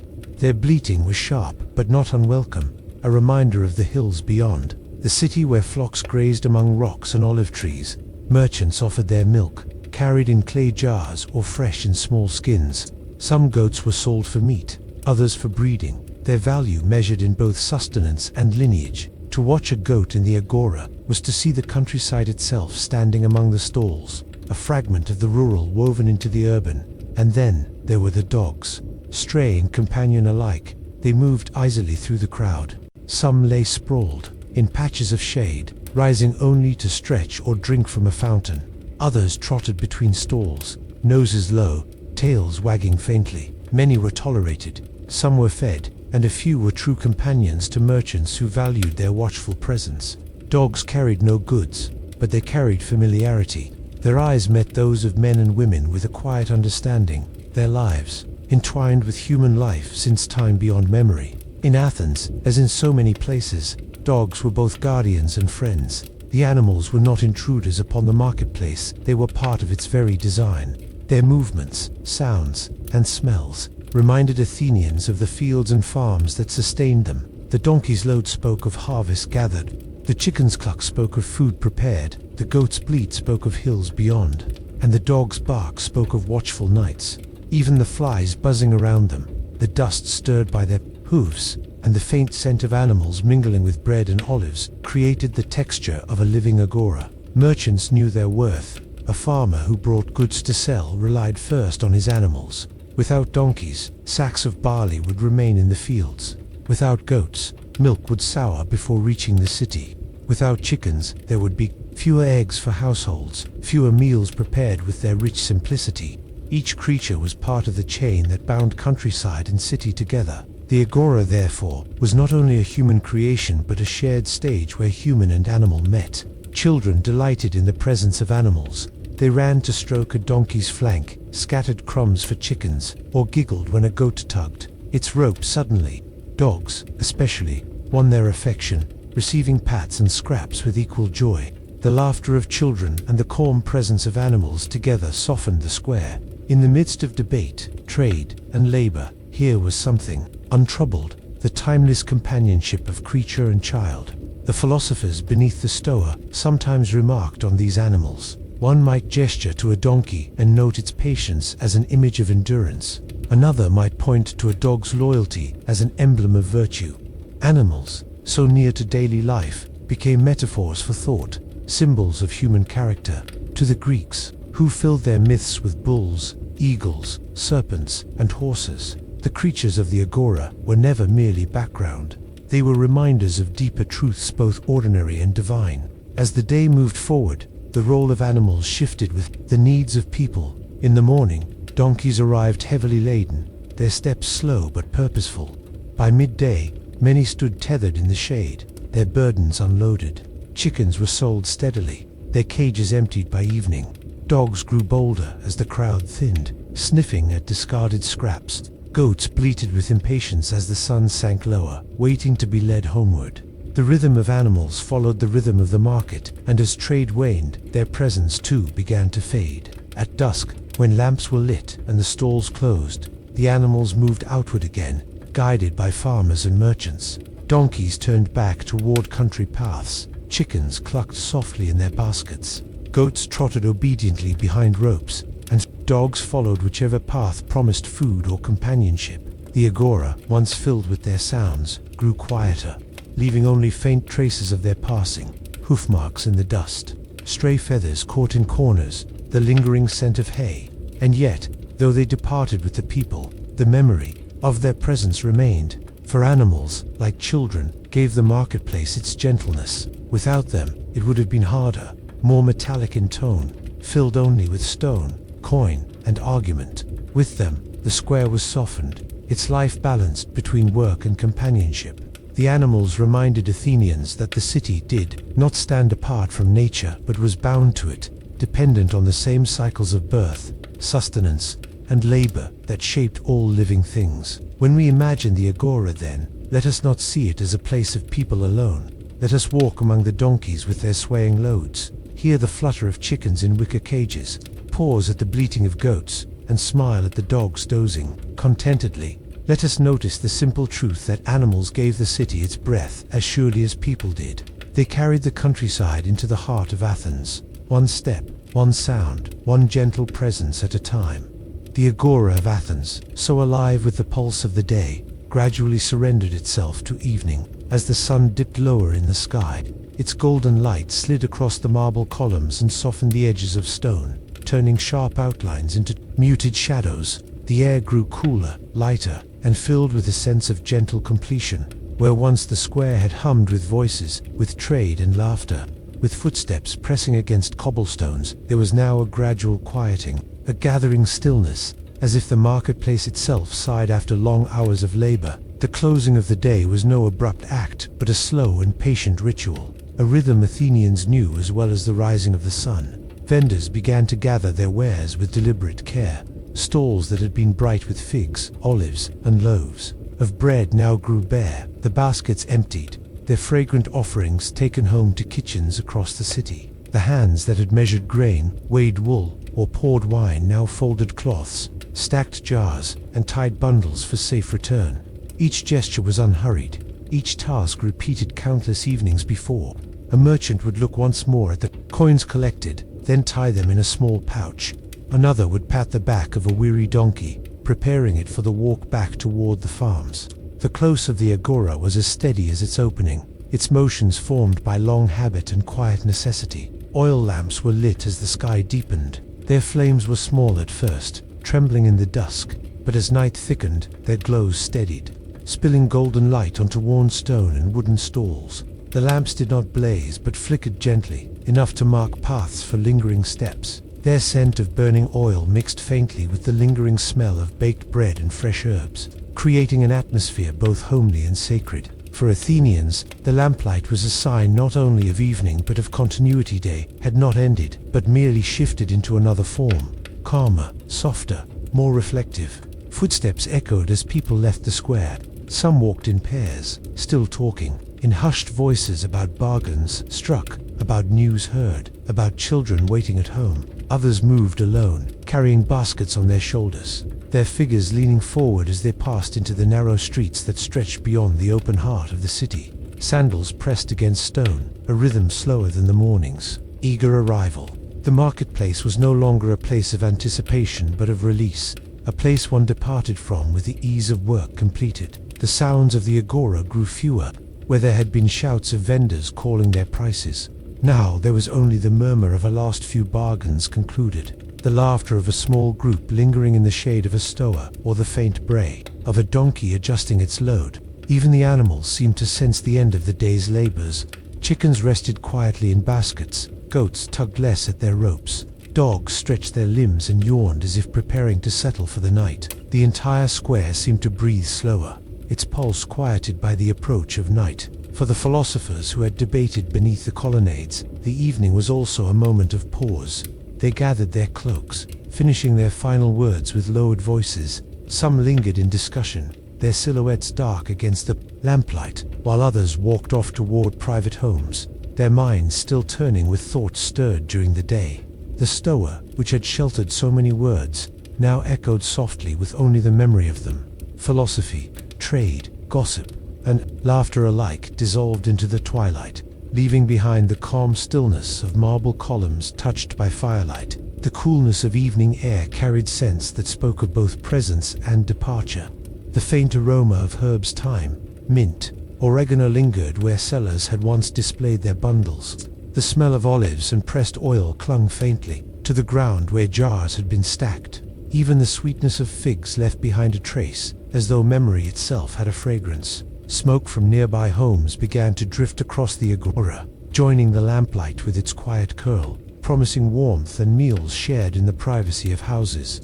Children, who had played so eagerly among the stalls during the day, were now gathered by their parents. Their laughter, once scattered across the square, turned into softer murmurs as they held hands and walked toward home. Some carried small trinkets given by indulgent vendors, knucklebone, a shell, or a sweet. Their steps were lighter than the adults, yet even they seemed to sense the slowing of the day, the hush of night folding over Athens. The stones of the agora themselves seemed to change with evening. In sunlight, they had shone pale and bright, each surface defined by clarity, but in the dim of oil lamps, the stones glowed more softly, as though holding light within rather than reflecting it outward. Shadows stretched long and merged into one another, so that corners once sharp became vague, as if the city itself wished to rest, blending lines into gentle obscurity. Walking across the square at this hour felt different. One moved, not through the geometry of buildings, but through an atmosphere, a quiet blend of stone, flame, and fading sound. Evening in the agora was a time of balance. It was neither wholly public nor entirely private. People lingered, not yet enclosed in the intimacy of their homes, but no longer fully part of the marketplace's business. They strolled slowly, speaking less, looking more. Some paused at the fountain to wash their hands, feeling the cool water after hours of heat and labor. Others stood beneath the stoa a few moments longer, gazing out at the lamps before turning away. It was a time to release the concerns of trade and work, to acknowledge the completion of the day before stepping into the privacy of night. The night sky above Athens deepened to indigo, pierced by the first stars. The Acropolis rose in the distance, its outlines dark against the glowing horizon. From the hills, the faint cries of shepherds or the bells of goats carried inward, faint reminders that life continued beyond the city walls. But within the agora itself, all grew quieter still. A last few vendors packed their stalls, tying knots with ropes, adjusting loads for departure. Their movements echoed louder in the near silence, each clink of amphora, each shuffle of sandals magnified by the emptiness. Gradually, the square emptied altogether. One by one, figures slipped into side streets, disappearing into the labyrinth of the city. The lamps still burned, their flames bending slightly in the evening breeze, but they now illuminated emptiness rather than crowd. The agora at night was not abandoned, but transformed. No longer a marketplace, it became a quiet expanse of stone and shadow, awaiting the next day's renewal. To walk through it at this hour was to feel its stillness as a living presence, its stones carrying the memory of countless days, countless closings. And so Athens folded itself back into night. The marketplace, heart of the city, yielded its place to the hush of evening. What remained was not silence alone, but a sense of rhythm fulfilled. The agora had given itself fully to the diet's voices, its trades, its laughter, its disputes, and now gave itself equally to quiet, to rest, to shadow. The oil lamps glowed against the dark, marking the square not as empty but as waiting. In that flicker, Athenians knew that tomorrow would come, that once again the square would fill with sound, with color, with life. But for this moment, there was only peace, the deliberate calm of evening, the gentle fading of footsteps, and the enduring breath of the city resting beneath its lamps. Long after the stalls had been emptied and the colonnades had grown silent, the agora of Athens endured in memory. It was not only a space of stones and columns, nor merely a marketplace where goods were exchanged, but a living presence that lingered in the recollection of those who passed through it. To remember the agora was to recall not just transactions, but the breath of the city itself, the rhythm of footsteps, the cadence of voices, the warmth of sunlight, and the quiet relief of shade. The marketplace was Athens not in grandeur, but in intimacy. It held the daily pulse of life, modest yet profound, woven of countless small acts that, together, shaped the harmony of the city. Memory softened the edges of the marketplace, where once the shouts of merchants had carried across the open square. Memory heard them gentler, like a song fading into the distance. The bustle of buyers became a flowing murmur, as though time itself had reduced noise into cadence. The images of stacked baskets, woven fabrics, jars of oil, and coils of rope became not clutter but arrangement, each item placed with a quiet dignity. Even the press of animals, the clucking of chickens, the braying of donkeys, the padding of dogs, became in recollection something less chaotic and more essential, reminders of the earth and its constancy. To think of the agora was to feel, not confusion but coherence, as though memory refined what life itself had been too hurried to. Notice, children's laughter lingered most vividly. Long after the square grew empty, Athenians remembered the small games of rolling hoops, tossing knucklebones, or chasing each other between carts. Their joy had softened the weight of commerce, adding brightness to the day. In recollection, that laughter still echoed, not sharp or shrill, but light and enduring. To remember it was to recall that even amid trade and necessity, there was play, there was delight, there was the assurance that life was not only survival, but also ease. Parents who once gathered their children at day's end carried that sound within them, a comfort against weariness.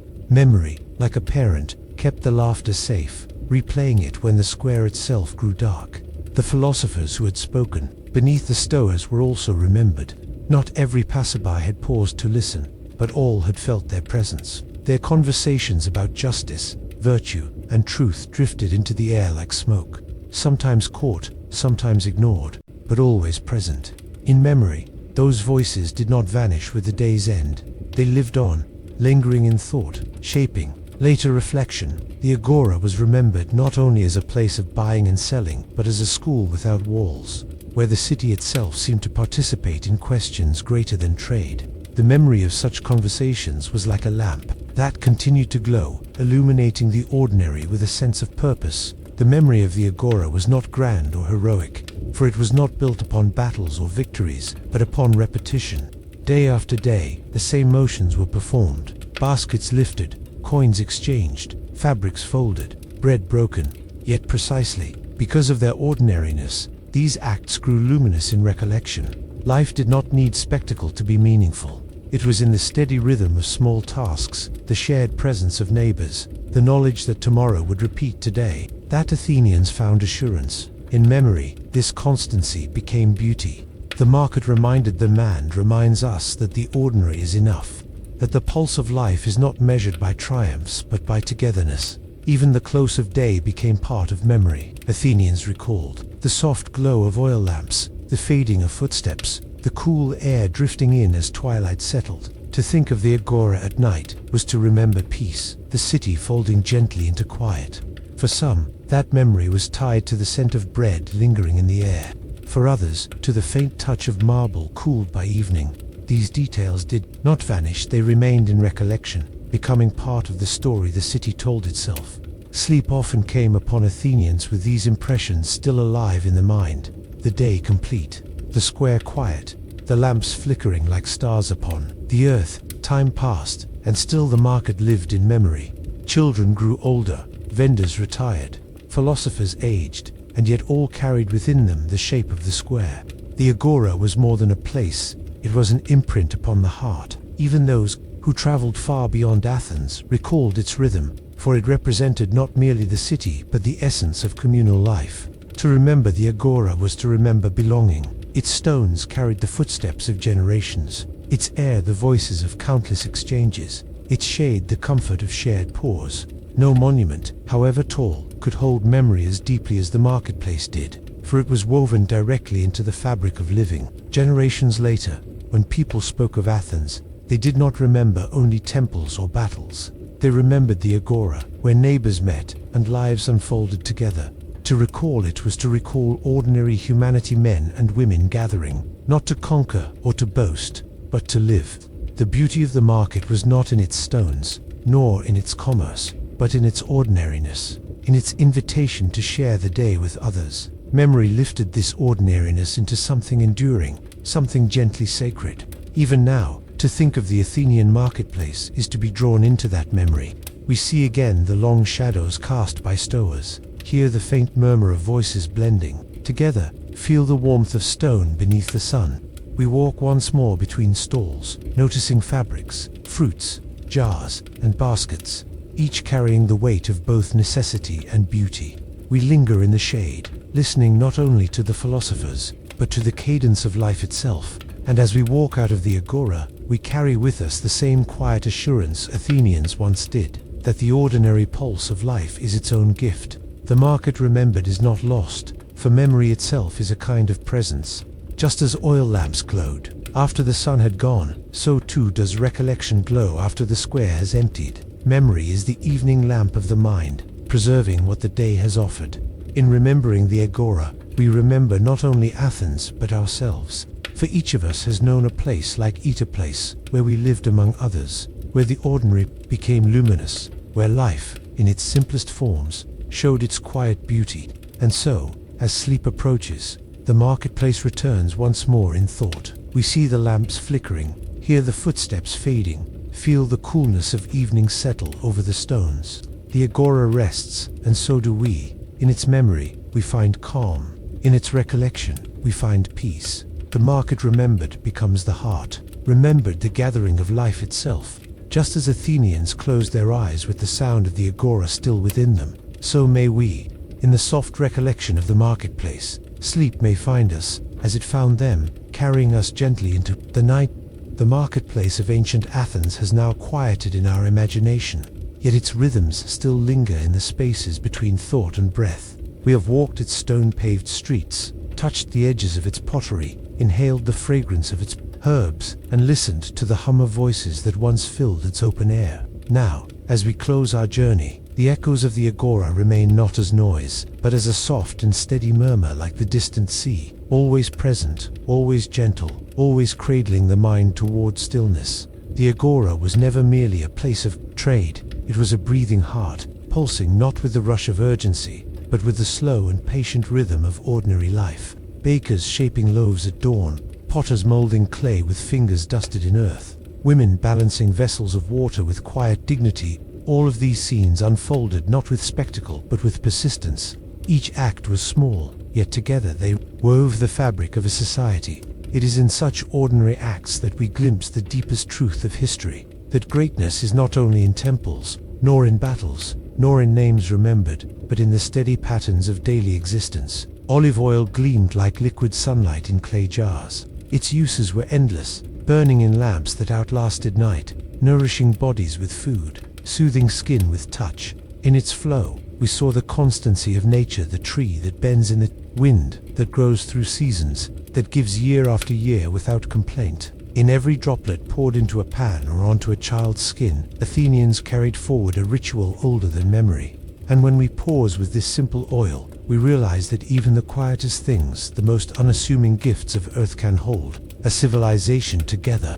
The potters, too, remind us of endurance. Clay shaped with care, baked with patience, and decorated with lines that told stories both humble and grand. Amphorae for oil, bowls for grain, cups for wine, all practical, yet each carrying the imprint of hands that shaped them. To walk past rows of vessels was to walk through a gallery of utility transformed into beauty. In their stillness, the pots whispered that art is not always luxury. Sometimes, art is simply the grace found in function, the dignity in an object, made well, used daily, and trusted across generations. The herbalists offered thyme, mint, sage, and oregano, their fragrances curling into the air. These were not just ingredients, but memories of the land itself, hillsides where plants grew wild, fields warmed by the sun, gardens tended quietly at dawn, herbs healed, flavored, and comforted. A sprig of mint in water cooled the heat of a summer's day, thyme steeped in boiling water soothed the throat. Sage carried the warmth of home into a simple meal. In these plants, Athenians found the closeness of nature, a reminder that health and nourishment were never far, but always present in the fields and hands around them. The marketplace was filled with voices, not shouts, not chaos, but conversation, friends exchanging news, elders recalling the pattern of seasons, children laughing softly between the stalls. This murmur was the true music of the agora. It was a harmony born not of instruments but of presence, of community. Each voice was a thread, and together they wove the human fabric of Athens. Even silence was part of the song, pauses between words, nods of agreement, the unspoken comfort of standing near one another. Water-bearers moved steadily through the crowd, their clay jars balanced with practiced ease. They remind us that water itself is life, and life is not hurried. A jar filled at the fountain carried relief into homes. A sip cooled the body after labor. A splash across the face renewed the spirit in heat. Watching these bearers is to watch. Patience embodied step by step, weight carefully held, service given without rush. And perhaps, in their slow and steady pace, we glimpse a lesson for ourselves, that balance is not in speed, but in care. Scribes, under shaded porticos, bent over tablets, their styluses scratched faintly, leaving marks that carried words, agreements, memories. They captured thoughts, so they would not vanish into air. Each stroke was deliberate, each letter an anchor against forgetting. Writing was not quick. It was a craft of patience, a dance between thought and material. As we listened to the faint whisper of stylus across wax, we realized that memory is always an act of love, the desire to hold, to keep, to preserve what matters. Music drifted into the square when a wandering lyre, player, or flutist passed through. Notes hung in the air like birds in gentle flight.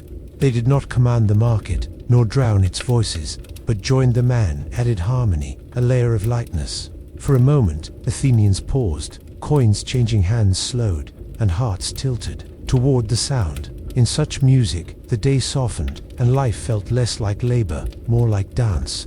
Fabrics stretched across stalls, wool and linen woven by patient hands.